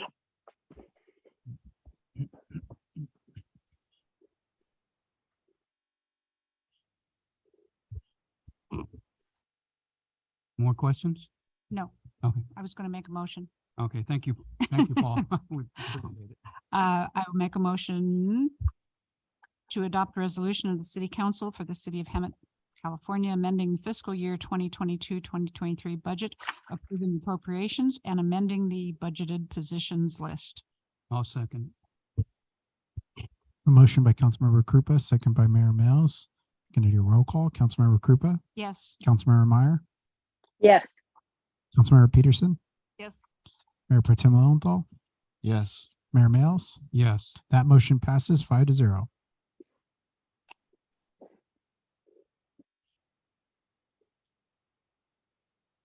Great. We will now move to the city council and staff reports. Who goes first here? Councilmember Krupa. I do. And for the library, I'm going to read Kathy's report to me. Library highlights, they have been painted. So, which means the exterior painting of the building has been completed and it does look really nice, very refreshing. They are also open Wednesday through Saturday, 9 a.m. to 6 p.m. with open access hours 7 a.m. to 9 a.m., which means if you have a library card and you sign up for your special digit number, you can go there anytime between 7 a.m. and 9 a.m. in the morning, use your card at the little kiosky thing in the door, and you can go in and browse the library. You cannot use services because staff is not going to be helping you, but it's for people who want to go in and do independent research or check out books or, sit and read a book, whatever. So it really extends the services to our constituents, but you do have to sign up for it. Because, well, I'm just going to say it, not everybody's trustworthy, so you have to sign up. And also it's a green tree. It's a Monterey pine tree was planted in front of the library yesterday. It can be used as one of our official Christmas trees at Christmas time. And it is already been used. So it's a used tree because Kathy used it at her house this year. Tree. So she bought a live one in a pot and it has now been planted at the library. So yay library, yay Kathy. Thank you so much. Let's see what else. RCTC is tomorrow morning. At the last, I appreciate being reappointed to RCTC because at our last meeting, I was appointed to the executive committee. That's what I heard. On RCTC. And I have tried for 8 years to get on this thing and I finally got it. Thank you. We will have increased voice and increased contact to get things for our valley with RCTC. And Riverside Transit Agency, this past week, last week, actually, we had a ribbon cutting out at the mall for Go Micro, which is the on-demand bus service in Hemet. And our own mayor, Joe Males, was there to give a presentation and to give a certificate of accomplishment, so to speak, and on the service that's coming to Hemet. And so far, people who are using it are giving good reviews, and those that aren't having good experiences are being really forthcoming and calling RTA and saying, this is what I wanted to do, but this is what happened, and how can I go from here to here? And their travel services are so good at helping people get on the bus and get to where they're supposed to be going for whatever reason and the time frame they need. And that's all I have. Thank you. Thank you, Linda. And we'll bypass Peterson for now and move on to Carly Meyer. I have nothing to report. Thank you. Mhm. Either Huh? my next orientation is Thursday for Community Action Commission, and nothing has happened this year yet. Okay, thank you. And I'm also not looking forward to anything myself, so next meeting, I'll get into it. So we move on to where am I going? Future agenda items? Oh, that's me. Oh, no? Wait, go ahead. Oh, really quick, on behalf of the city and the police department, I'd like to thank you for the proclamation for the National Law Enforcement Appreciation Day. Thank you. Thank you and all your officers. Thank Appreciate you. it. Thank you. And then one other thing is we had the point in time count that's coming up this month. It's on the 24th. So if, the county's always looking for volunteers, we're involved here in public safety. So we'll be starting here early in the morning, going out there to do the point in time count. So if anybody's interested in volunteering, you could look at the county, just Google point in time, and you could make a reservation to volunteer. And I know that we have volunteers going out with our homeless outreach team ad hoc. So That's you correct. guys can join us too. Yeah. And they do it's pretty good. They do everything digitally. So Yeah. it's all on an app, and it makes it really easy. So it's changed over the years, so it's a lot more efficient. Okay, I guess we have ad hoc committees also. True, false? I'm sorry? Oh, future agenda items. Okay. I'd like to create a future agenda or let's see, an ad hoc committee for Veterans Memorial. And, we have the Veterans Memorial, but it hasn't been updated for years. So we need to do something with that. And I with all honesty, I'd like to see my son's name there too. So I'd like to get volunteers for that. If anyone would like to volunteer for that ad hoc. Well, since you're looking at me, I will volunteer. Well, I'm sorry. Do I have any other volunteers? I'll do whatever you need, Joe, on that. Yeah, you would be good at it, but we did. Then I can take. I'll go on it. Yeah, and we did add 2 names in 2017 of 2 young men who were killed active duty. And as a matter of fact, I ran into one of the ladies the other day, and we meet a lot of people and we don't always remember them, but she started talking and she said her son was one of them that whose name we had put on the wall, and she was really grateful that his name was there and she could go out there and visit it. Oh, great. So Awesome. it's a good Awesome. thing. Okay. So we have the 2, then myself and Jackie. Okay, thank you.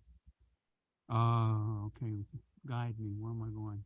Back to future agenda items. Okay, Mayor, I would request that the city council authorize removing item 8. The city council adopted resolution under item 17D, which addressed that issue. I think it also addressed the special events. We had in-kind and special events, and I think we addressed both of them in that resolution, but if the council understanding is different, just let me know what needs to be addressed for special events. But I do think we addressed both of those. And then just an update from the city attorney's office, have worked extensively with the public works director and the city manager. So we should be having the undergrounding of electrical utilities ordinance coming forward at the next meeting. So hopefully after a robust discussion, the council will be able to take that one off. We're going to bring forward a couple of options and some discussion about what those options mean, but the hope is that you will be able to have the first reading and adopt an ordinance. Okay. Awesome. Yeah, that's good. Do we have any updates on the traffic study and or traffic light or control device on Myers, Devonshire, Warren Road in Devonshire? Especially the stop sign at Myers and Devonshire? I don't believe we don't have an update right now, but we do, we are moving forward with the light that I believe that's gonna get installed out there, is that gonna be a solar light? Or just the street light. At Myers, Yeah, the solar street light. that's on Devonshire and Myers, okay. were we not going, was it just the a light, or were we street light? Or were we going to do something about increased visibility on the traffic control signs, the stop signs? Just the lighting. It was just a lighting. I don't think there's a Just the lighting. stop but sign I do think east and city west. council wanted investigation into, is it like a flashing red light or a, Yes. And we need to look at stop signs that have the lights that are activated by the presence of a car coming up. And, you know, the red lights that are around the stop sign itself. And when you get close enough to it, it activates so that you can actually see that there's a traffic control device there. 'Cause many of our intersections are dark. I think the council has to look into a light up stop sign at that intersection because people don't see it. It's really dark. If I remember correctly. Okay, I understand.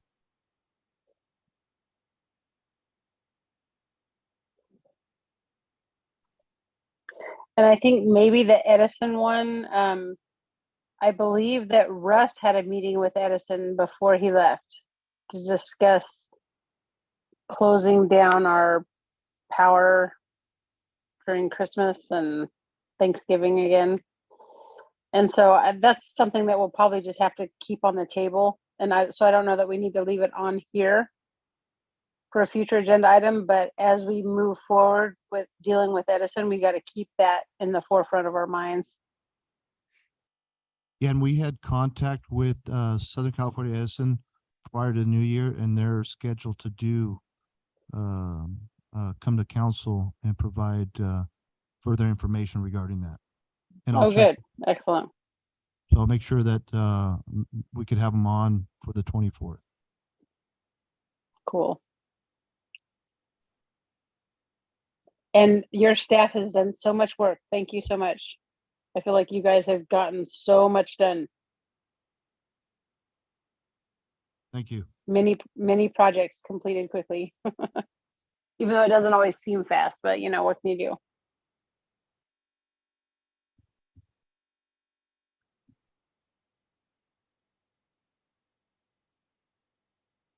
Do any members of city council have any requests for future agenda items? Any other agenda items? Do I need to add these here or talk about them? No. No. Okay. That it? Review section, what about these? Nothing here? Okay. All right. There being no further business, this I meeting. have one thing. Oh, go ahead. I'm sorry. I was waiting. We did not go over approving the minutes, and I do have a correction. The minutes from last meeting. Oh, it's on the consent calendar. Yeah. It's a correction, absolutely. Yeah, under 8A for the nominations. Motion was made by Councilmember Peterson, seconded by, it should be Mayor Lilienthal at that point.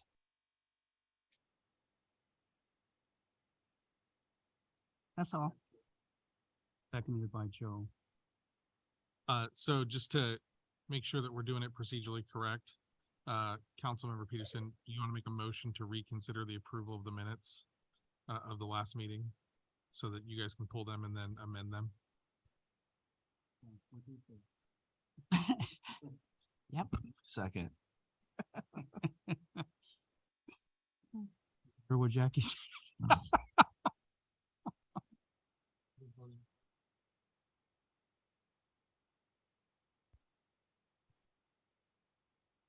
I have a motion by Councilmember Peterson, second by Mayor Pro Tem Lowenthal to reconsider the item, the minutes on the city council, 17A. And that is a correction to the minutes for item 8A for the motion maker and second. And we could do a roll call. Councilmember Krupa, Yes. Councilmember Meyer, Yes. Councilmember Peterson, Yes. Mayor Pro Tem Lowenthal, Yes. Mayor Males. Yes. That motion passes. Okay, so then would the council like to make a motion to approve the minutes as amended? Maybe. I would like to make a motion to approve them as amended. I'll second that. I have a motion by Councilmember Peterson, second by Councilmember Krupa. Roll call, Councilmember Krupa, Yes. Councilmember Meyer, Yes. Councilmember Peterson, Yes. Mayor Pro Tem Lowenthal. Yes. Mayor Males. Yes. That motion passes to approve the minutes as amended. Are we all done?